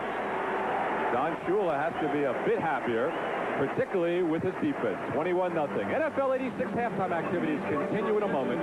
We'll be right back after these. 3 touchdown passes, 8 yards to Clayton, 38 to Nat Moore, 3 to Tony Nathan, all within 4 minutes and 29 seconds. It's 21-0 Miami over Houston in the Orange Bowl. NFL 86 coming up. Back to Miami, our halftime score. Dolphins leading the Oilers 21-0. Len Berman along with Bob Trumpy. And Bob, the biggest surprise of the first half has to be the inability of the Houston offense to pass against the Miami defense. Everybody else has been able to do it this year. Yeah, and I do think you have to give credit to the Miami defense. They played a very tough defense. You look for things that just add fuel to the fire. A couple of those fourth down or third down stops by the Miami defense has really nullified any offense that Houston has had. Let's take a look at a couple of highlights. It was scoreless for the first quarter, and then with 5 minutes and 8 seconds remaining in the second quarter, here was the first one. This was a beautiful pass, a slant to Clayton of 8 yards, and then Marino back once again. This is Nat Moore just finding a spot in the defense. Marino puts it on him, doesn't make him go after it. He goes in for the score. And then this is the interception. You see where Warren Moon really gets shellacked. Donovan Rose with the interception. And then it didn't take long for Miami to get that ball into the end zone. And you're right, in the last 5 minutes of the half, they really went at it in a hurry. This is Tony Nathan. Pretty easy play. 3 pretty easy scores for Miami. All right, 21-0. The obvious question, can Houston come back from this? What can they do? Yeah, I think they can come back with it too. But Miami has to turn the ball over to Houston for Houston to get back in a football game. This is not an offense that can just drive the ball down the field. It's a big play offense, and part of that is getting the turnovers. All right, well, it's been turnover free for Miami so far in the first half. Houston, 1 interception thrown by Moon. Alan Pinkett holds it in the end zone, so the Houston offense will start this time from their 20 after the touchback, trailing it 21-0. Let's take a look at some of the first half numbers. Dolphins with twice as many first downs. Well, look at that yards passing for Houston, just 37 yards on the first half. Of course, remember, Glenn, the first 20 plays, all Houston did was run it. But now down 21-0, they've got to throw it on almost every possession.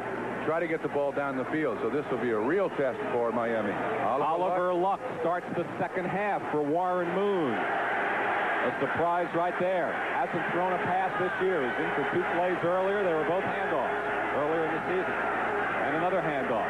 Ray Wallace gets a couple of yards, so they start conservatively with Oliver Luck, 5th year out of West Virginia, as Warren Moon sidelined for the second half. He was roughed up a bit, threw the 1 interception, but you know, during practice this week, Bob, they told Oliver Luck, you pretend you're Dan Marino for our practice sessions. You drop back real quick. You get rid of it real fast, just like Dan Marino. And Luck said, if I could do that, I wouldn't be the second-string quarterback. He's first string in this half, and I don't see any tape or any ice on the legs of Warren Moon. He appears to be healthy standing on the sideline. Well, this is 2nd and 6 at the 24. And a pitch back to Razier. Turns it across the 25, gets up close to the 29. Short of a first down, but there's that man again, John Offerdahl, and on the tackle with T.J. Turner. There was an excellent block by Ray Wallace up in front, too. Outstanding block that got Brzezinski on the ground, and that allowed Rozier to turn the corner. Offerdahl having another outstanding game. Luck was in for 2 plays opening day in the win against Green Bay. They were both handoffs. What difference does it make who the quarterback is? All you're going to do is run the ball. I mean, you could do that? So could you, Lynn. Well, 3rd and 2 at the 28. Will the Miami defense rise to another occasion? Yes. Maybe. Very close. Very close. Offerdahl, then Rozier, that second effort, tried to push the ball ahead, and if he made it barely. And Warren Moon is holding his thighs, so perhaps that's the story. Or perhaps not. Apparently he does have a bruise on his thigh. That's the word we get from the Houston bench now. But you'd think there'd be ice on it. And it's ruled a first down. Just got it. So first down at the 30 for Houston. Opening moment, second half, with Oliver Luck at quarterback, trailing 21-0.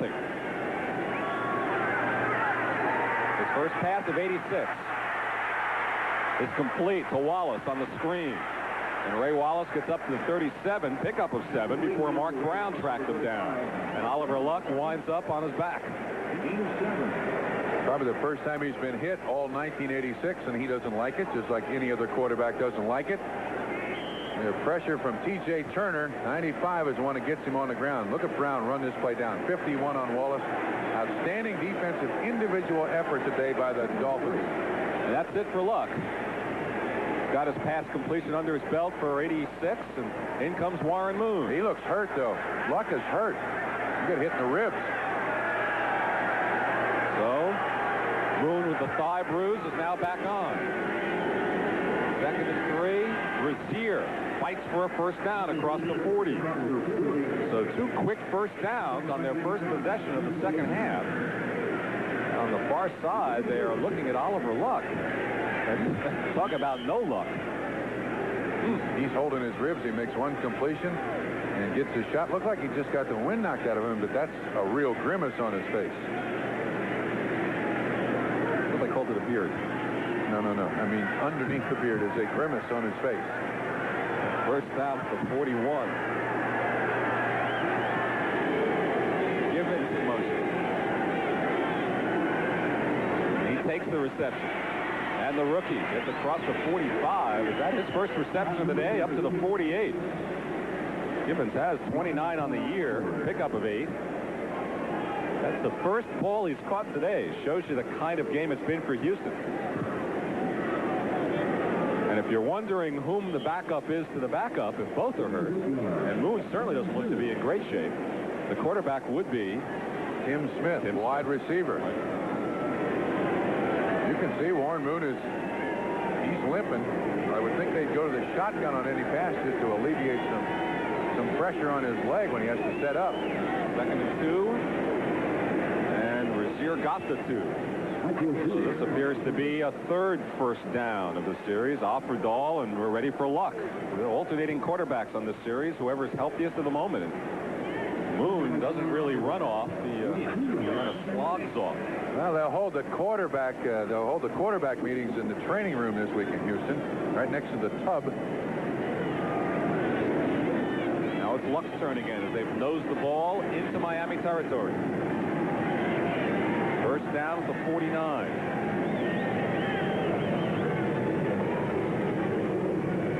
Ray Wallace puts his head down and gets maybe to the 46.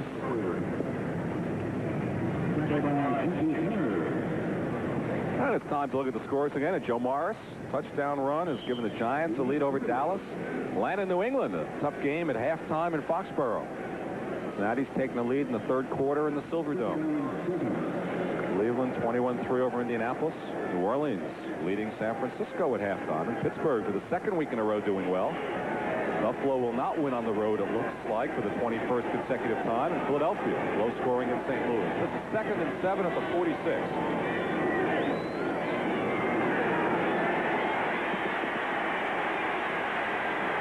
Luck throws it out of bounds.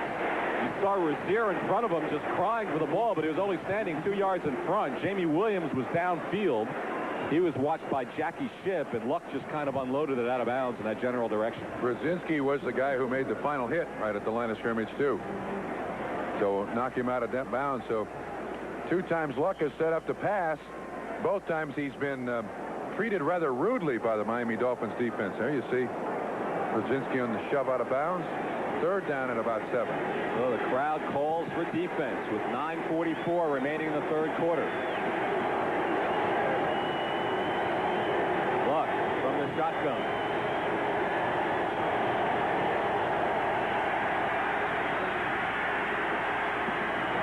Well, Woolfolk and Hill were both over there. I believe he was looking for Drew Hill, found neither. And now Houston will punt. Luck finally has a chance, though, Len, to set up, throw this ball, trying to spread the defense as best they possibly can. I got to think that Woolfolk ran the wrong pattern. You don't want 2 receivers that close to each other. So without the shoe again, the birthday boy Lee Johnson will punt. This drive got down to the 46. Houston's deepest penetration today, the 39 of Miami.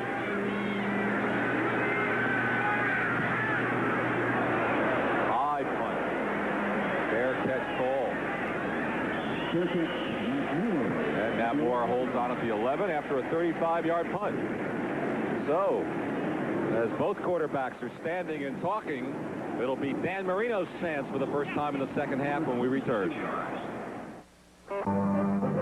Today's game is brought to you by Ford and your Ford dealer. Have you driven a Ford lately? By Old Milwaukee and Old Milwaukee Light. It doesn't get any better than this. And by MCI, communications for the next 100 years.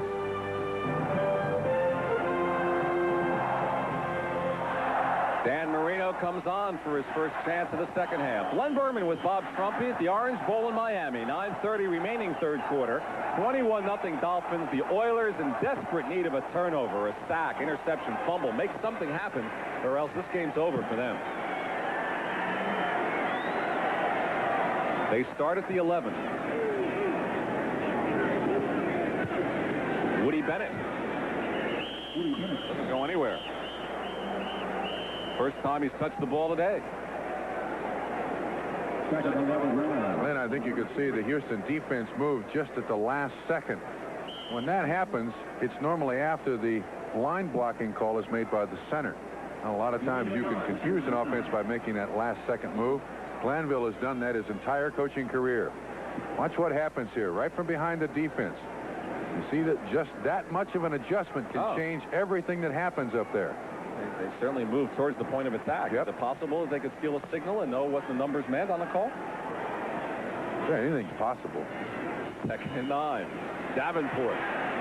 He possibly gets to the 26. John Grimsley making the tackle. Is there such a thing as size stealing in football? It's talked about so much in baseball. Not really in football. One, you don't know which guy on the sideline is giving you the signals. There might be two, Chuck Studley and somebody else, or I should say Jerry Glanville and somebody else, or Chuck Studley and somebody else, or Dan Marino and Don Strock and somebody else. So somebody's giving dummy signals. Sometimes you just get lucky, Lynn. But how about on the calls when they are calling out from either audibles or blocking assignments? Oh, yeah, that can happen, but you can also have a live number that's, you just say no live number, no live color, and you confuse the defense. Sometimes you can confuse yourself. 3rd and 6 at the 15 from the shotgun. And on the fly, Duper, lights out. No flag.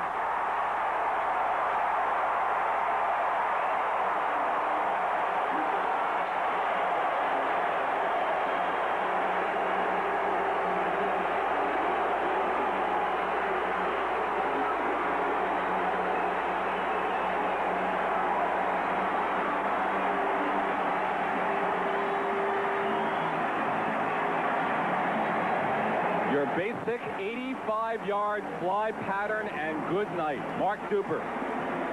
You can see the coverage, and as we said at the outset, I wasn't sure that their defensive backs could keep with them. That's Steve Brown, Duper, and Pruitt has his own personal escort. That's a foot race no one is going to win. And it's 85 yards for number 85, longest of the year for the Dolphins. 7:48 remains third quarter. Raviz makes it an even 28. So Marino has passed around the goodies. 4 touchdown passes to 4 different receivers. An 85-yard thriller for the Dolphins. 28-0 Miami. Miami has become electrified by a career-tying 85-yard touchdown reception. Marino to Duper. Raviz kicks it away. Houston trying to climb out of a 28-0 hole, and that's a touchback. It curled around the marker and out of bounds. And let's take one more look at a terrific play by Duper here. And a lot of receptions are won in different places. This is one of the first 3 steps. Now watch Duper's left hand, right there. He gets his arm on the outside of Brown, and that's the momentum that gets him by. So that pattern was basically won by Duper in the first 4 feet of the pattern. And then it's a foot race, and he and Clayton both extraordinary foot speed. No one's going to catch him. James Pruitt just looking around, but no one to hit. Duper. First down at the 20. Crowd has reached a fever pitch. Luck, the quarterback. The reverse. Givens. He scored on this last week. Good gainer all the way out to the 40. Oliver Luck throwing a block as well. A 20-yard pickup. Langford finally makes the tackle. This catches the Dolphins completely by surprise. Given takes that little jab step. This is excellent timing. And Luck blocks. Bob Brzezinski, 59, just gets in his way. But watch the play by Langford. Excellent job. Ball marked down at the 41. First down for the Oilers. Wolfel 2 yards, and the crowd roars again. Andy Hendel, left inside linebacker, making the tackle. Gives us a chance to check a few scores, Bob. I was noticing on the Dolphins bench that John Offerdahl is out for the rest of the day. He has his shoe off, and he has ice on his ankle. He's sitting down there, and Hendel is taking his place, and Hendel makes the tackle on that play.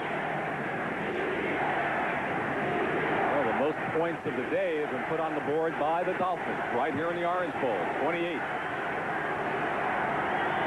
2nd and 8 at the 43.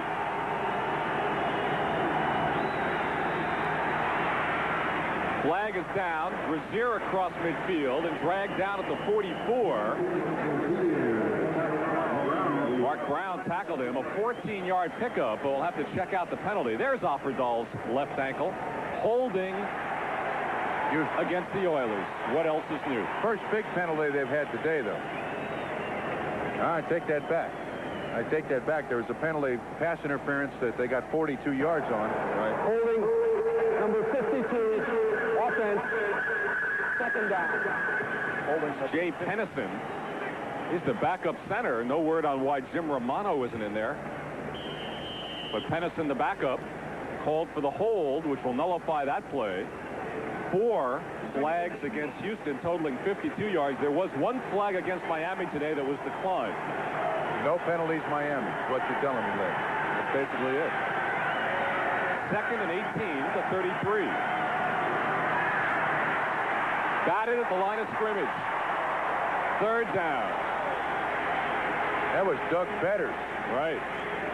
Having some words with Bruce Matthews on the left side. 6 feet 7 inches off from the left-hand side of the screen. You see him. He comes inside, kind of throws Matthews out of the way, and defensive linemen are taught.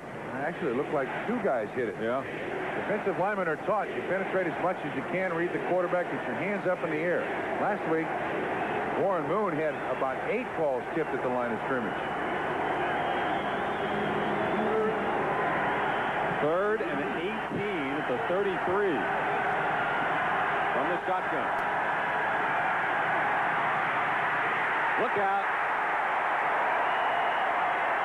Brown hit him first. And then Fetters, I think, finally got him to the ground. Look at these guys. 3rd sack of the day for this maligned Miami defense.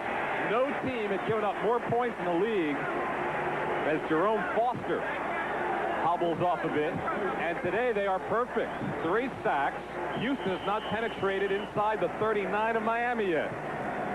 Brown is doing an outstanding job because the best offensive lineman I think the Oilers have on the field today is Bruce Matthews, 74. And Mark Brown has beaten him like a drum. And Johnson will punt for the 7th time today. Gets a good one out there. Greg Ellis. And he is dragged down by Jeff Donaldson. And so the Miami offense will come on the field again as the quarterbacks will spend time talking to themselves. On the Houston side, it's all Dolphins. Stein Cooler on the left, Kent Hill on the right. Nothing more needs to be said. This is a Dolphin day. Has been. That offensive line has not done a very good job today for the Houston Oilers against a defense that everyone scored on, gained a lot of yards on. That offensive line has not produced a thing for the Houston Oilers. First down from the 29. Davenport busts free across the 35. Bo Eason is hurt too. He made the tackle. What else can go wrong for the Houston Oilers? This is unbelievable. About to lose their 8th consecutive game. This is going to come right at you. You can see Eason at the bottom of the screen. Let's see if we can pick up what happens. 1, Davenport is no.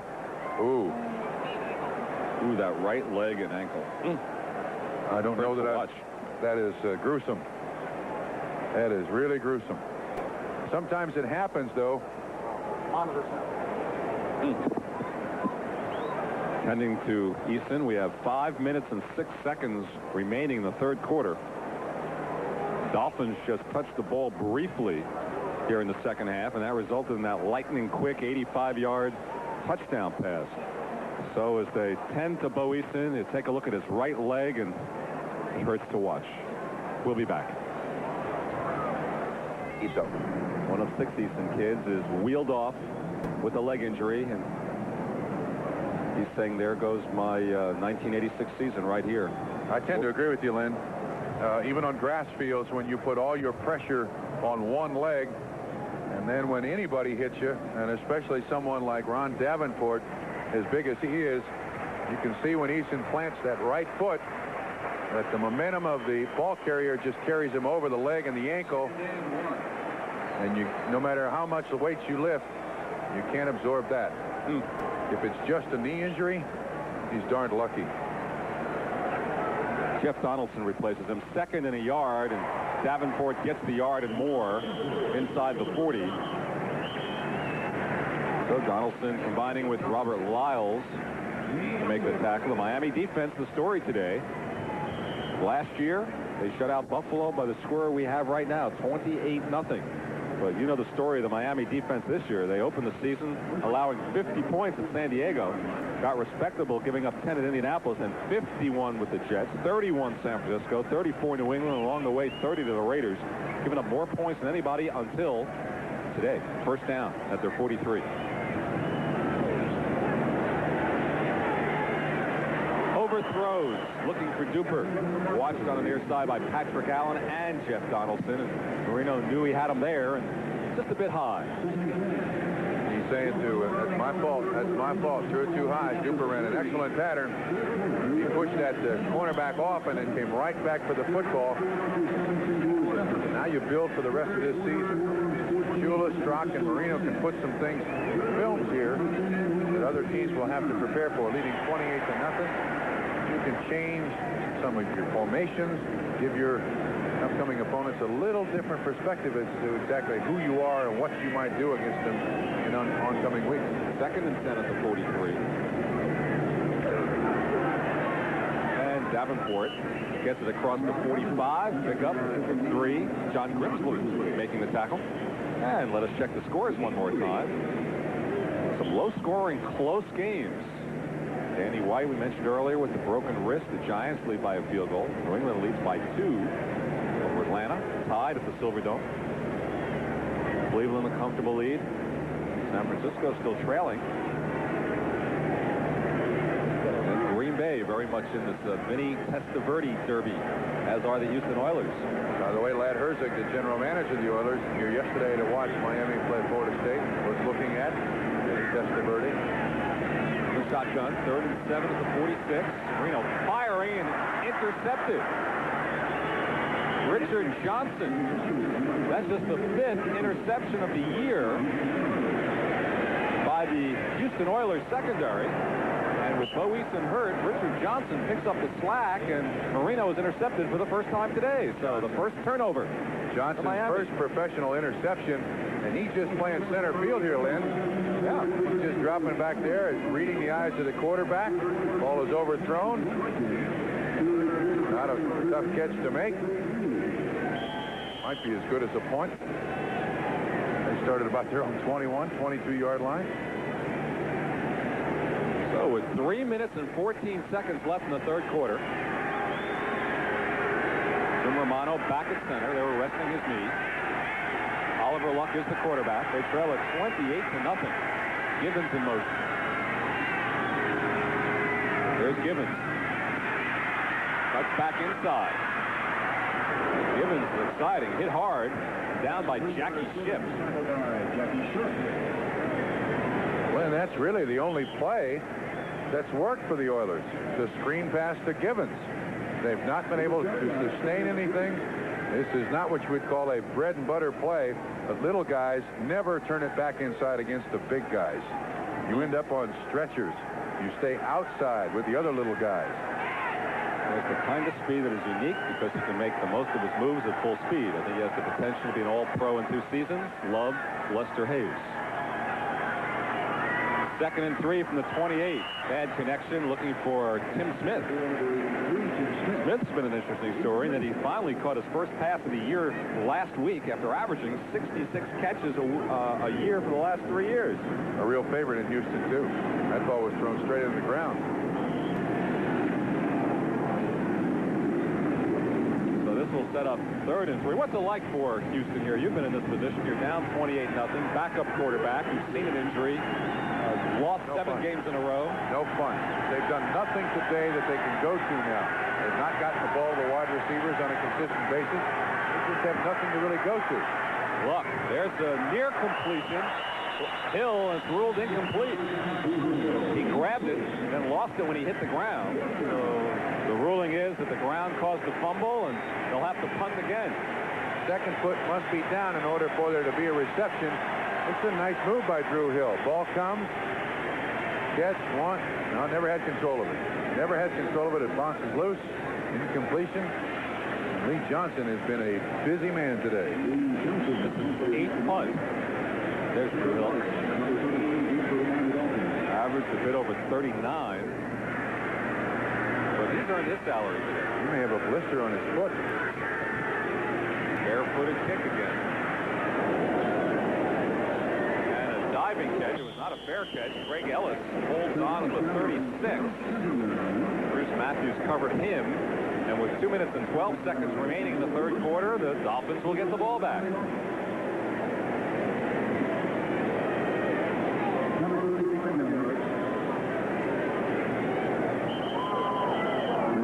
Hey, coming your way next Saturday. You like 10 pins? Absolutely. I'm a left-hander. There you go. I'd like to see you on the lane. You'll see the PBA Tour returning to NBC Sports next Saturday. From Rochester, New York, defending champ Marshall Holman tries to strike it rich against a field of top bowlers. The excitement of the PBA Fall Tour, where you will not see Trumpy left-handed. 2 p.m. Eastern on November to remember on NBC Sports. First down from the 38. Lunging handoff to Davenport, who perhaps picks up 2 before he's stopped by Robert Abraham. Good games coming up. The second half of the doubleheader. Jets take their winning streak into Seattle. They're awfully tough in the Kingdom. Denver and the Raiders, every time they play, something crazy happens. And it's usually a 3-point game or overtime. Kansas City, San Diego, second half of our NFL 86 doubleheader. 2nd and 8 at the 40 for Miami. They're leading Houston 28-0 with 1:35 remaining 3rd quarter.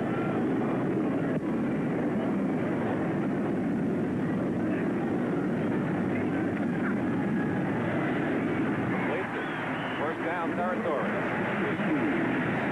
And first completion to a tight end today. Bruce Hardy of the Dolphins, covered by John Grimsley, but a flag is down in the Houston secondary.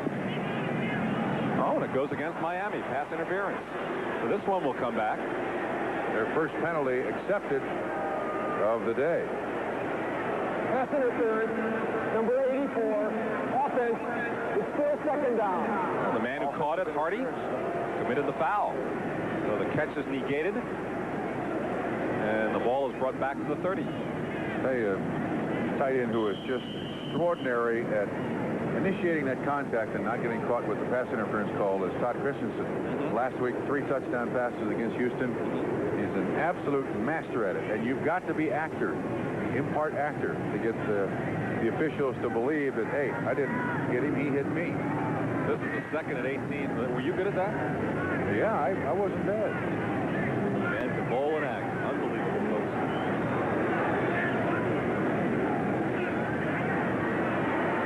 Marino firing for Duper. Terrific play made by Richard Johnson. What a diving interception. Had no pro interceptions, and in the last 2 minutes has 2. A day to remember for him, and a terrific play. Then this is a double rotation zone. The corners go up to the line of scrimmage and try to funnel the receivers outside. And it's the safety's responsibility to get over there in that slack area. This is your all-time diving catch. Super was counting his 6 points. He was gone. And the ball never got to him. Richard Johnson. 2 thefts in a row for the second-year man from Wisconsin. Kid that's so far done very little for the Houston Oilers defense. And in the last 3 minutes, been sensational. First down at midfield. Remember, the farthest Houston has ventured into Miami territory has been the 39. They can accomplish that here. Ray Wallace. Wallace fights down to the 43. Pickup of 8 yards for Ray Wallace. He's enjoying his turn there in the backfield. One more time. I don't believe anything has changed on that panel in the last 10 minutes.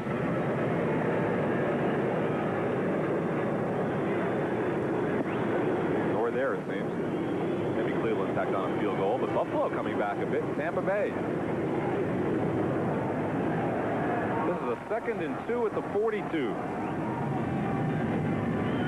Rozier, hands off. This is a play that's worked for them 2 weeks in a row. Givens turning the corner. Givens all the way down to the 27, and this is the farthest incursion into Miami territory today. Givens and Oliver Luck threw a key block to spring the rookie on the play. Well, it's worked 3 times now in 2 weeks. Last week for a touchdown. But Lynn, when you've got to come in the reverse in order to stay in the game or produce some points, you know you've got problems offensively. Luck is the lead blocker here, again on Brzezinski. And gets him stepping out there, and Drew Hill gets a block. Nice pickup, Ernest Givens. So the 15-yard pickup, and that is the end of the 3rd quarter. Miami Dolphins lead the Houston Oilers 28-0. We'll be right back after these messages from your local station. And finally trying to cool off this hot Miami defense. This is the closest the Oilers have been to the goalpost offensively all day. They are at the 27, trailing 28-0 as we begin the 4th quarter of play from the Orange Bowl. Rozier in motion. For Drew Hill, covered by William Judson. 2nd down. You can see the rust on Oliver Luck. That was thrown behind Drew Hill. He just hasn't had the snaps in the 1986 season to be comfortable out there. Looks mechanical, trying to get the ball. Kid with a heck of a lot of talent. But you need those snaps from center in game situations. Houston today just 59 yards passing. Key statistic right there. Look at the time of possession, though, in favor of the Oilers. One of the most misleading stats week in and week out you can find in the NFL. 2nd and 10 at the 27. Here we go again. Givens is going to throw this time, perhaps. Now he tucks it in. Goes for a 1st down. Givens down to the 11.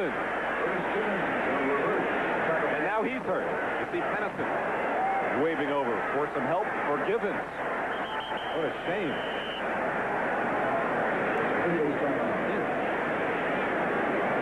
Looked like he wanted to pass on that play, didn't it, Buff? No one open downfield. It's been Houston's big play, but they certainly didn't want this result. Here as he runs the reverse, does fake the pass, but as I said earlier, when you cut back inside, that's when the big guys get you. You can see the pursuit coming over here. Andy Hendel, number 90, is the guy who makes the initial contact. But as we slow it down, you'll see a hit by Bud Brown on the back of the helmet of Givens just as he's about to hit the ground. That's the play I don't like in football. I mean, he's down. That's a tackle, and that's, it's not a late hit for a penalty, but technically the hit doesn't do anything to stop the play. You're right. But the most encouraging news, Len, is whenever you see a hit like that, you think of a neck injury, but you can see that Givens can move his arms. And that means that although they're rolling him on the backboard, they're going to try to steady his head as best they possibly can. But he was moving around a little bit, so you hope for the best. Again, it should come from the bottom of the picture. There's Bud Brown. And he's going down. Givens' head really gets bent forward. The second part I don't like about a play like that is they go in with their helmet first. So you see him moving his legs. He may be injured, but I think it's safe to say that it's not a serious neck injury. It may be sore. You see him running the tape around his helmet. That's to steady his head in the helmet. So if there's any problem with the dislocation of any one of the vertebrae, it's steadied right there until they can get an x-ray and determine exactly the extent of any injury. They take no chances nowadays in the NFL. These trainers and doctors, Glenn, are very, very good at this now. Used to be that they weren't really sure what to do, and you used to see an awful lot of players who, when a teammate went down, they go up and unsnap his chin strap, try to get the helmet off his helmet, off his head. Now coaches and trainers say, don't do that. Leave the kid alone. I see he's moving around there. That's encouraging. He's hurt, but... And the second Oiler to be wheeled off today, Bo Eason, earlier, and now Ernest Gibbons, is it my imagination, or are there a lot more people being wheeled out of football games this year than ever before? And I think these players are so big, so strong, the game is so fast. There is such a premium on winning, on establishing control of your turf, that yes, you are right. There are an awful lot of people being wheeled out of these stadiums. Is there anything that can be done about it? No. It's just going to happen.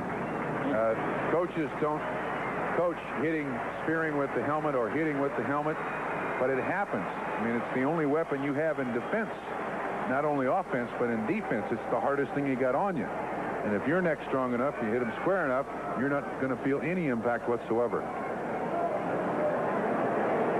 And I'll tell you another thing. If he gets hit with his shoulder, if Bud Brown hits him with his shoulder, same thing's going to happen. He's just caught in an odd spot, and it bends his head down.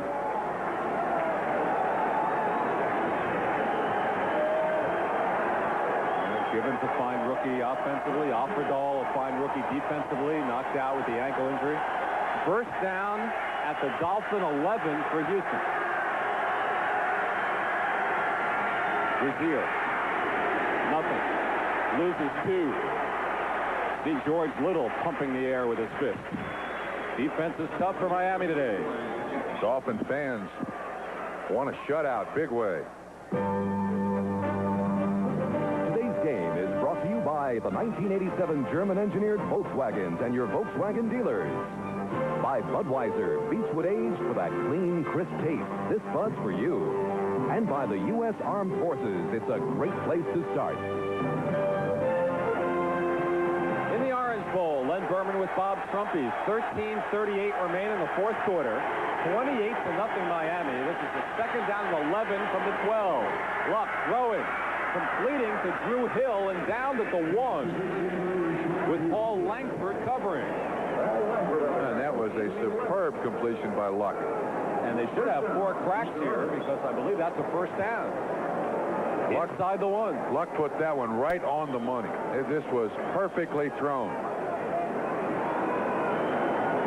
There's not a lot of room there for him to get that ball in there, and he puts it right where Drew Hill can catch it, and first and goal from the 1. 2 tight end offense. Rozier and Wallace in the backfield.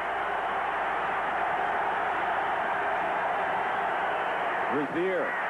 Houston has scored.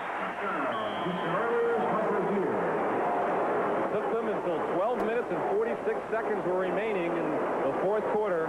Mike Rozier from 1 yard away, and Jerry Glanville and the Oilers are finally on that scoreboard. I think you can accuse the Miami Dolphins of letting down a little bit with a 28-0 lead. You don't go quite as hard as you do when it's 3-0. Don't tell that to Ernest Gibbons. 10-7. Yeah, well. Zendejas on to attempt a point for the first time. Johnson holds. Crouch delivery of Zendejas. And it is good. Thanks to a Mike Rozier 1-yard run. The Houston Oilers have their first points. 12:46 to go now. Luck has led them to 7. Jenna Handles finally scored. What do you think, Coach Grumpy? Onside kick now, 28-7 trailing? Yeah, I'd try one here. What the heck? You're down 28-7. You hope you can get it done. Jerry Glanville's made the comment all throughout the season. This team doesn't quit. Here we go. Well, it's a little pop kick. That's a good call. Yes, sir. And it goes out of bounds. There were hands on it, but nobody had possession. Miami knocked the ball out of bounds, so they should get it at that point. Instead of going for the onside kick, they went for the bloop, which wasn't a bad call. There were some Oiler players in the area.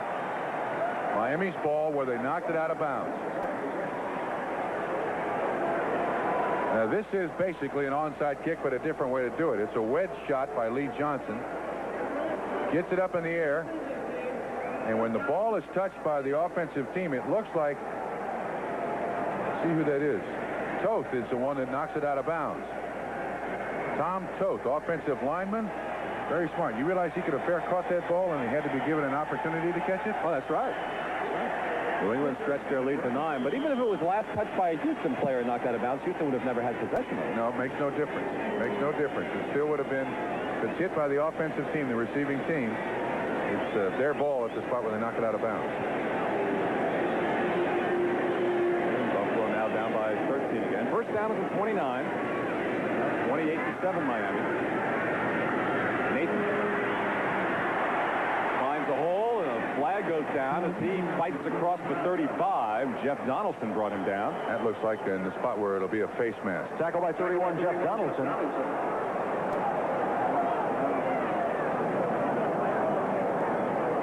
Still a full 12 minutes and 31 seconds remaining in the fourth quarter.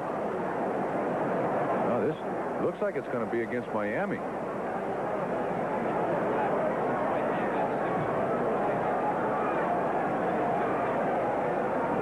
Miami's walking back like it's a penalty against the Dolphins. Holding number 84, offense, first down. Bruce Hardy's second penalty. Not had a good day as far as penalties. One for offensive pass interference, that one for holding. This backs it up to the 19. It'll be first and 20. See if we can pick it up here. It looks like Hardy is blocking on Bostic 25. Grabs a little shirt there. And gets a rest for his efforts. First down and 20 at the 19. See if Richard Johnson can pick off 3 or 4 more passes. Set up Houston here.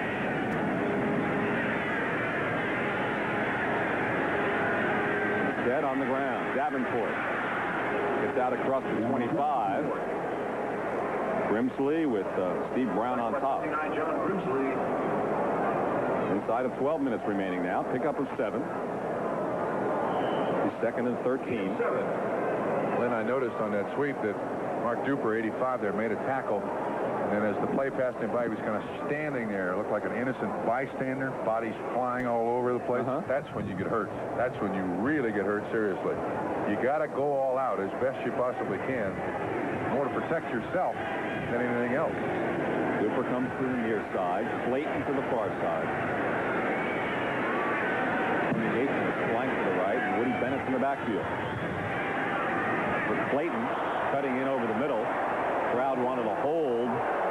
Patrick Allen was over there for Houston, and no flag. Clayton was struggling to get free and get open. Dan Marino went over there to lobby too. One thing about Houston, you see at the top of the screen, contact. It looks like the arm is on. Well, that's a flag. That's pass interference, but the replay official is not used in that situation. Not used for infractions, penalties. Just used for possession and sidelines, calls of that nature. So, 3rd and 13 at the 26. Houston hoping to get another chance at the ball here. A lot of time remaining. Marino from the shotgun.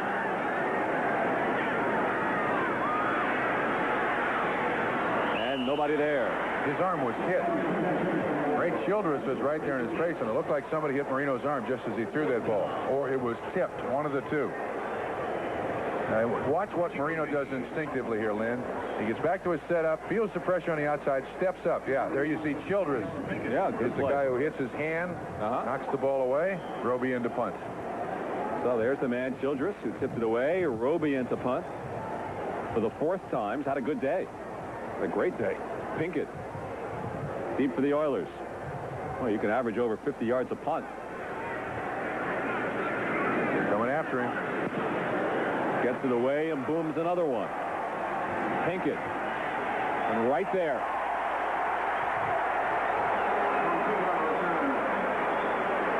Renee Thompson was right there. Another good punt from Roby. Houston gets it back trailing 28-7. Dudley, defensive coordinator of the Dolphins, has to feel better about what's happened today. They've given up an average of 375 yards a game today. Allowed 226 thus far with 10 minutes and 58 seconds remaining.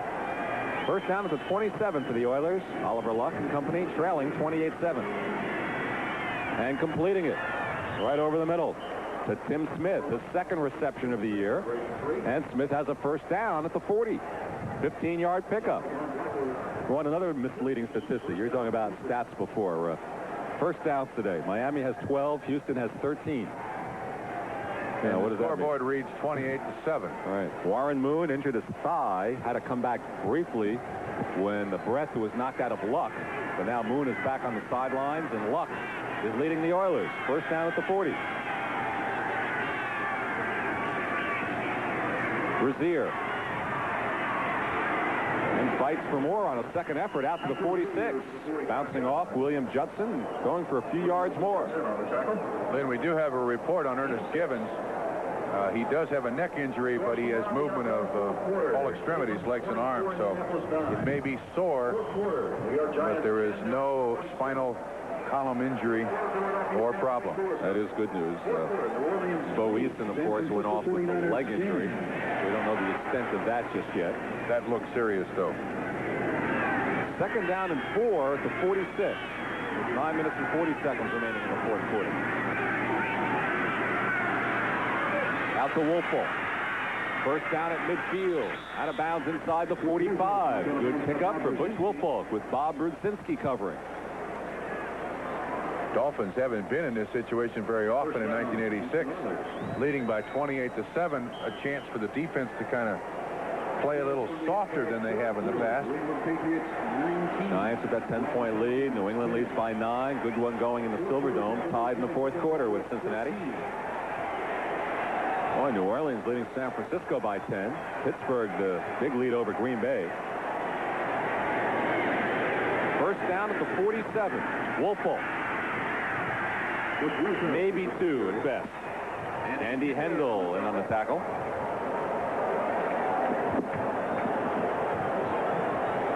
Clock continues to run. 9 minutes and 15 seconds to go. They spot the ball at the 45. Gain of 2. Second and 8. One of the last games we shall see at the Orange Bowl. This is the last year for the Dolphins here. New Dolphin Stadium, about 45 minutes away in Lake Lucerne. A lot of history has gone down in this old barn.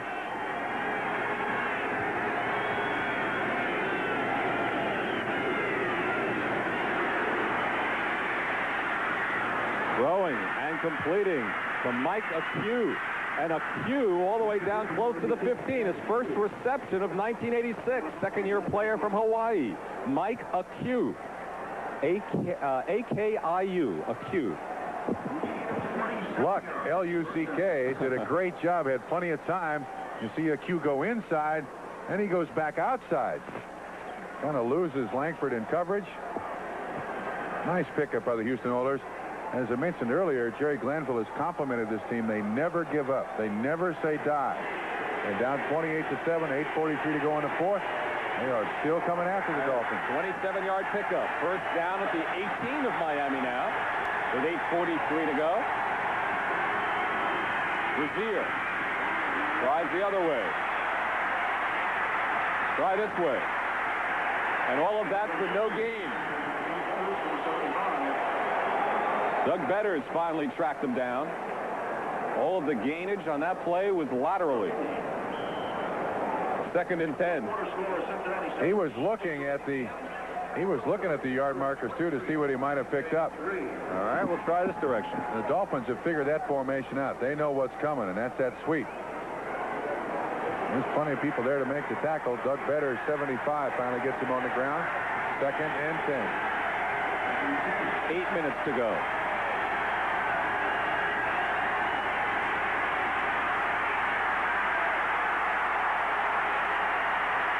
Good coverage, throws in the end zone, intercepted, and dropped, and picked up, and out of bounds. Glenn Blackwood intercepted it. The ball was dropped. Bud Brown picked it up, and they're out of luck on this series.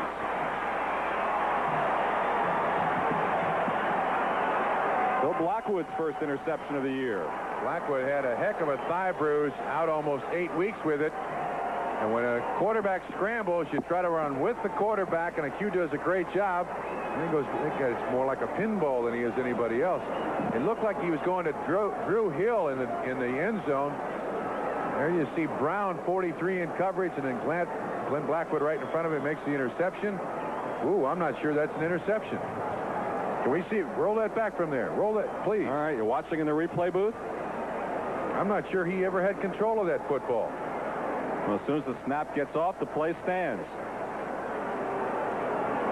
First down at the 8. So, no replay. Too late. Stopped at the 10. Ron Davenport. Well, then you're right. Once that next play runs, does he get his second foot 1, down? 2. Yeah, he's got it. He's got it. Yeah, good call.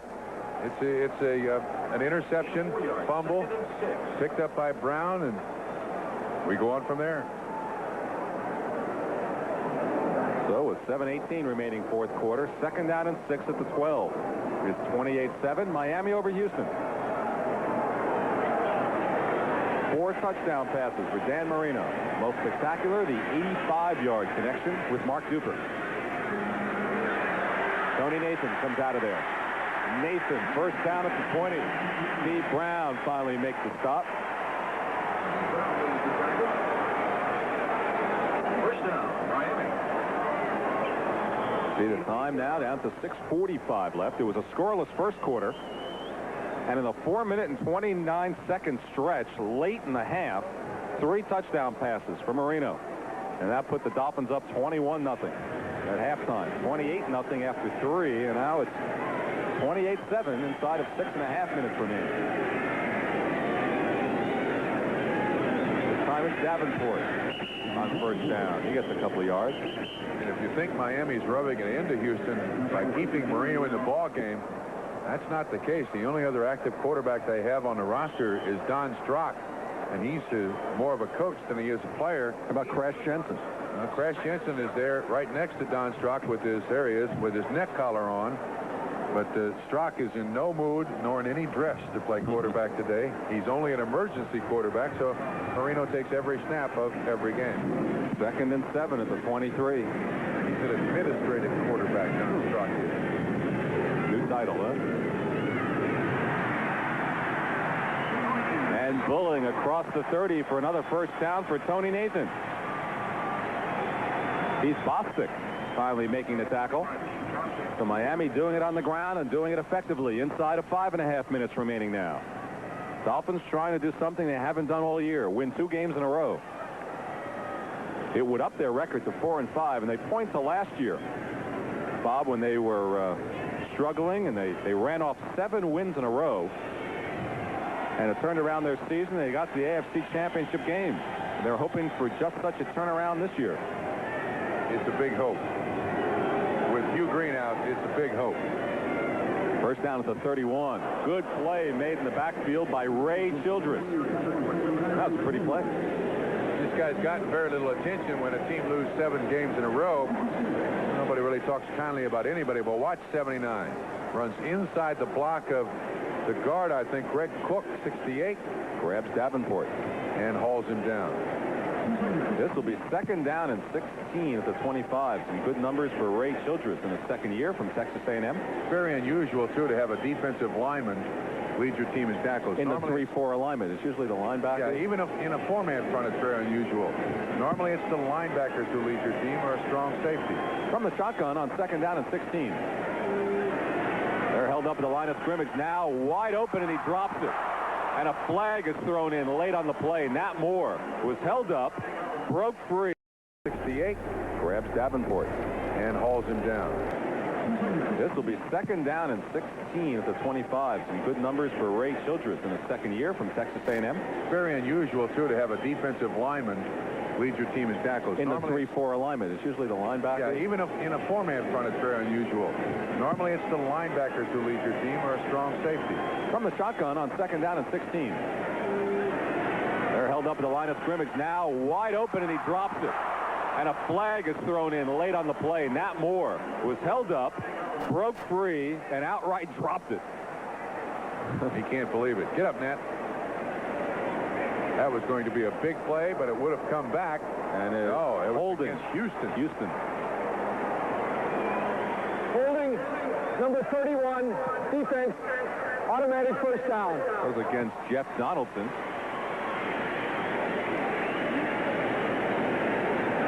They called holding on 31. But watch this. You think there's not some holding? That's Both ways. Mark. Yeah, I agree. Who would you call it on? That's Brown and Duper. Right. I'm not sure you could pick one over the other. Well, Donaldson, the man, is called on, and with 4 minutes and 12 seconds remaining, an automatic first down for the Dolphins at their 30. They lead it 28-7. Davenport out to the 35. Childress one more time with another tackle. Keeps his shoulders square to the line of scrimmage. Pushes off the offensive tackle. There to catch the play from behind. The only thing this kid has to learn is a pass rush, and that is a learned art in the NFL. Very few people come to the NFL with the ability to pass rush. You're going to need a coach to teach you how to pass rush. Still tied in Detroit. Close games. Cleveland easily in Indianapolis. New Orleans by 10. Pittsburgh with a comfortable lead. Davenport, the leading rusher in the game so far. This time it's Tony Nathan. Keith Bostic making the tackle. And standing by at NFL 86 with another update for us. Let's go to Ahmad Rashad now. All right, in Detroit, Eric Hipple ties the score at 17 as he hits the former Buccaneer Jimmy Giles on this 5-yard touchdown pass. They're in the fourth quarter. Okay, thank you, Ahmad. A lot closer there than here. Inside of 3 minutes remaining now. 28-7 Miami. This is a 3rd and 3 at the 37 for the Dolphins.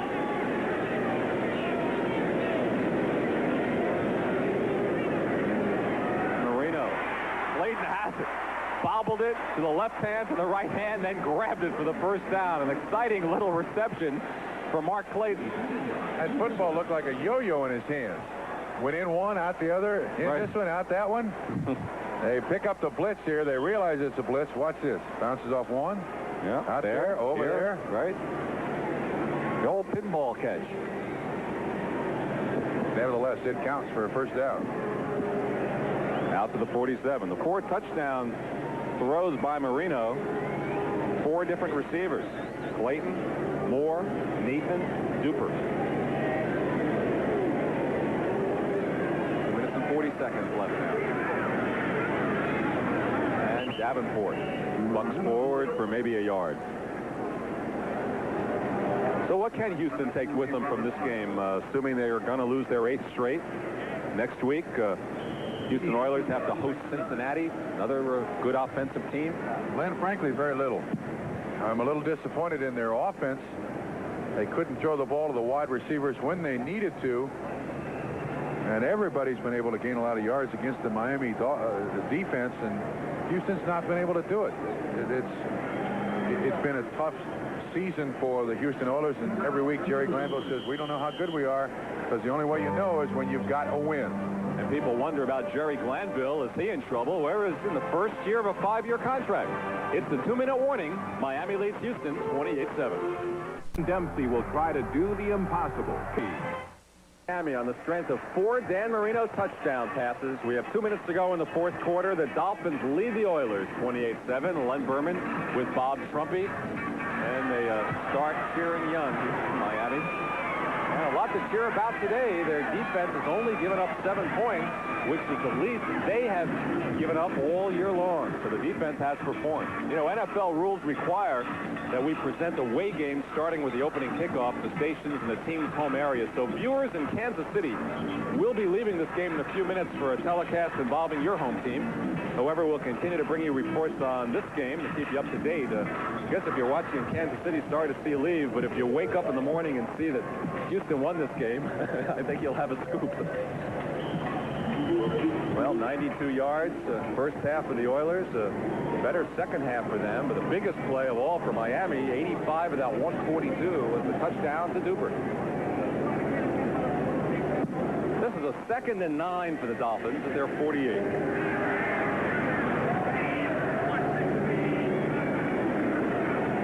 And Davenport, the game's leading rusher. It's up around 70 yards today. Gets to midfield. And that will set up a 3rd and 7. The clock is stopped with a minute 53 remaining. Houston takes the timeout. They now have 2 left. And good games coming up. Jets at Seattle, Denver at the Raiders, Kansas City at San Diego. Kansas City very much alive at 5-3, and next week they get Seattle. Al Saunders, first head coach, is the first game as the head coach of the San Diego Chargers, too, Len. Right.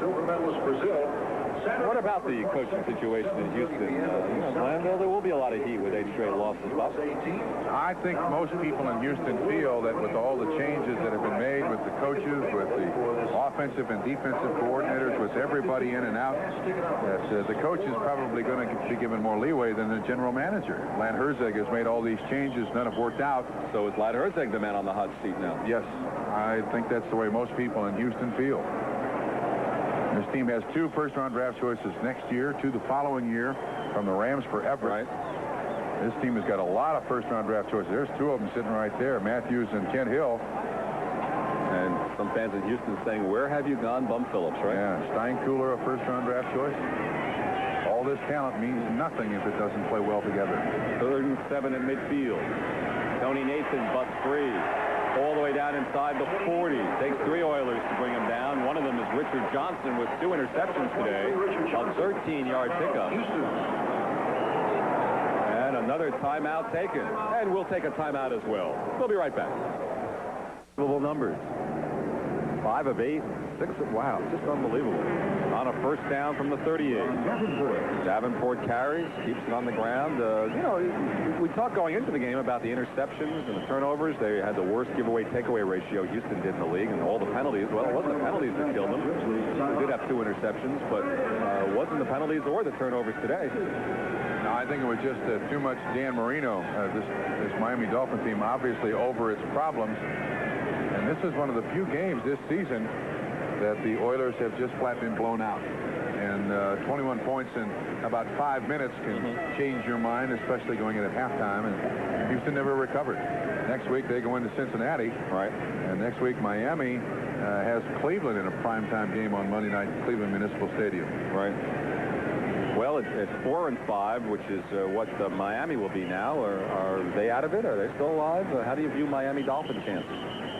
Realistically, I think they're very remote because of all the winning that Seattle and Denver has done, and with the Jets in New England, and there's that 5th team, and that's got to come from the AFC Central. And there's our Budweiser player of the game, Dan Marino, with 4 touchdown passes.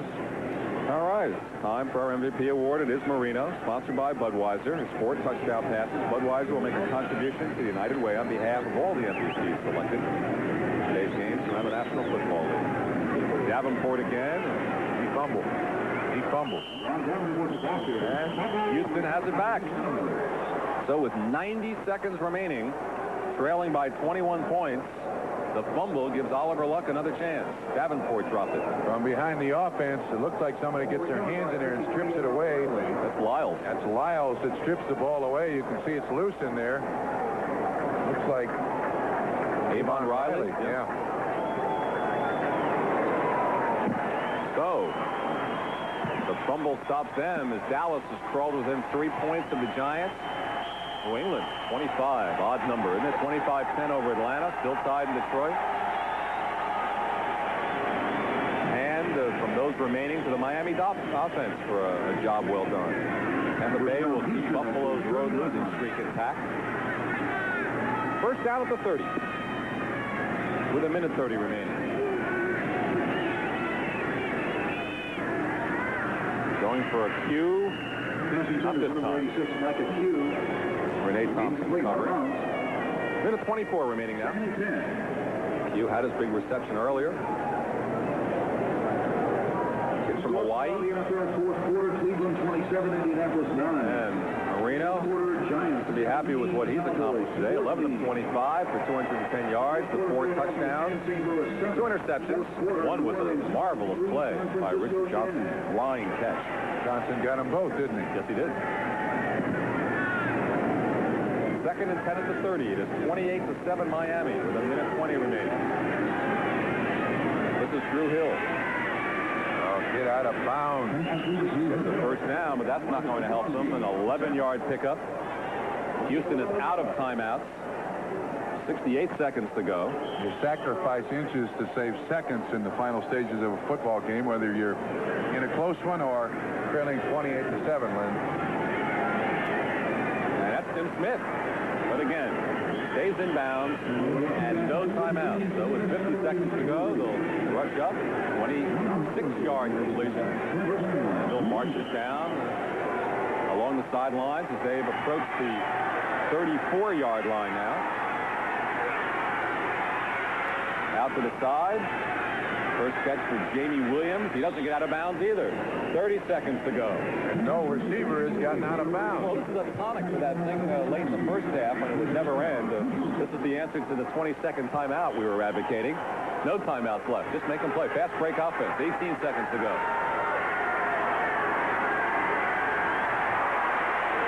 And he fires it. And I haven't seen the official signal yet. I assume it goes an incomplete pass with 10 seconds to go. Doug Better is supplying the pressure, so that does stop the clock. They only need 21 points to tie in 10 seconds. What do you think? Not even with a wild card are they going to be able to accomplish that, Lynn. They're counting it as just an incomplete pass, and the fans don't like it. They want the sack. Or blood. Or blood. One or the other. Whichever comes first. 34, Buffalo 21. So, is this the last shot here with 10 seconds to go? Ball to 23. Unless there's a penalty on the defense.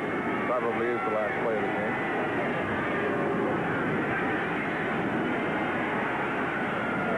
Well, guess again. 5 seconds to go.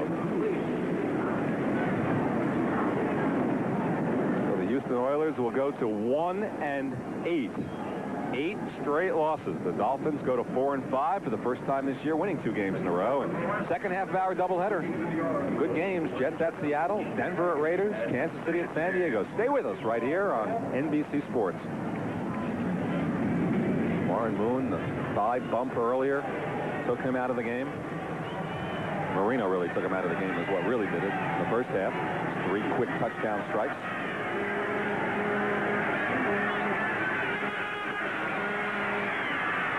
Luck for Wolfolk. It falls incomplete. Time runs out. No flag. For Bob Trumpy, I'm Len Berman. Our final score, Miami 28, Houston 7, 4 touchdown passes for Dan Marino from the Orange Bowl in Miami. Thanks.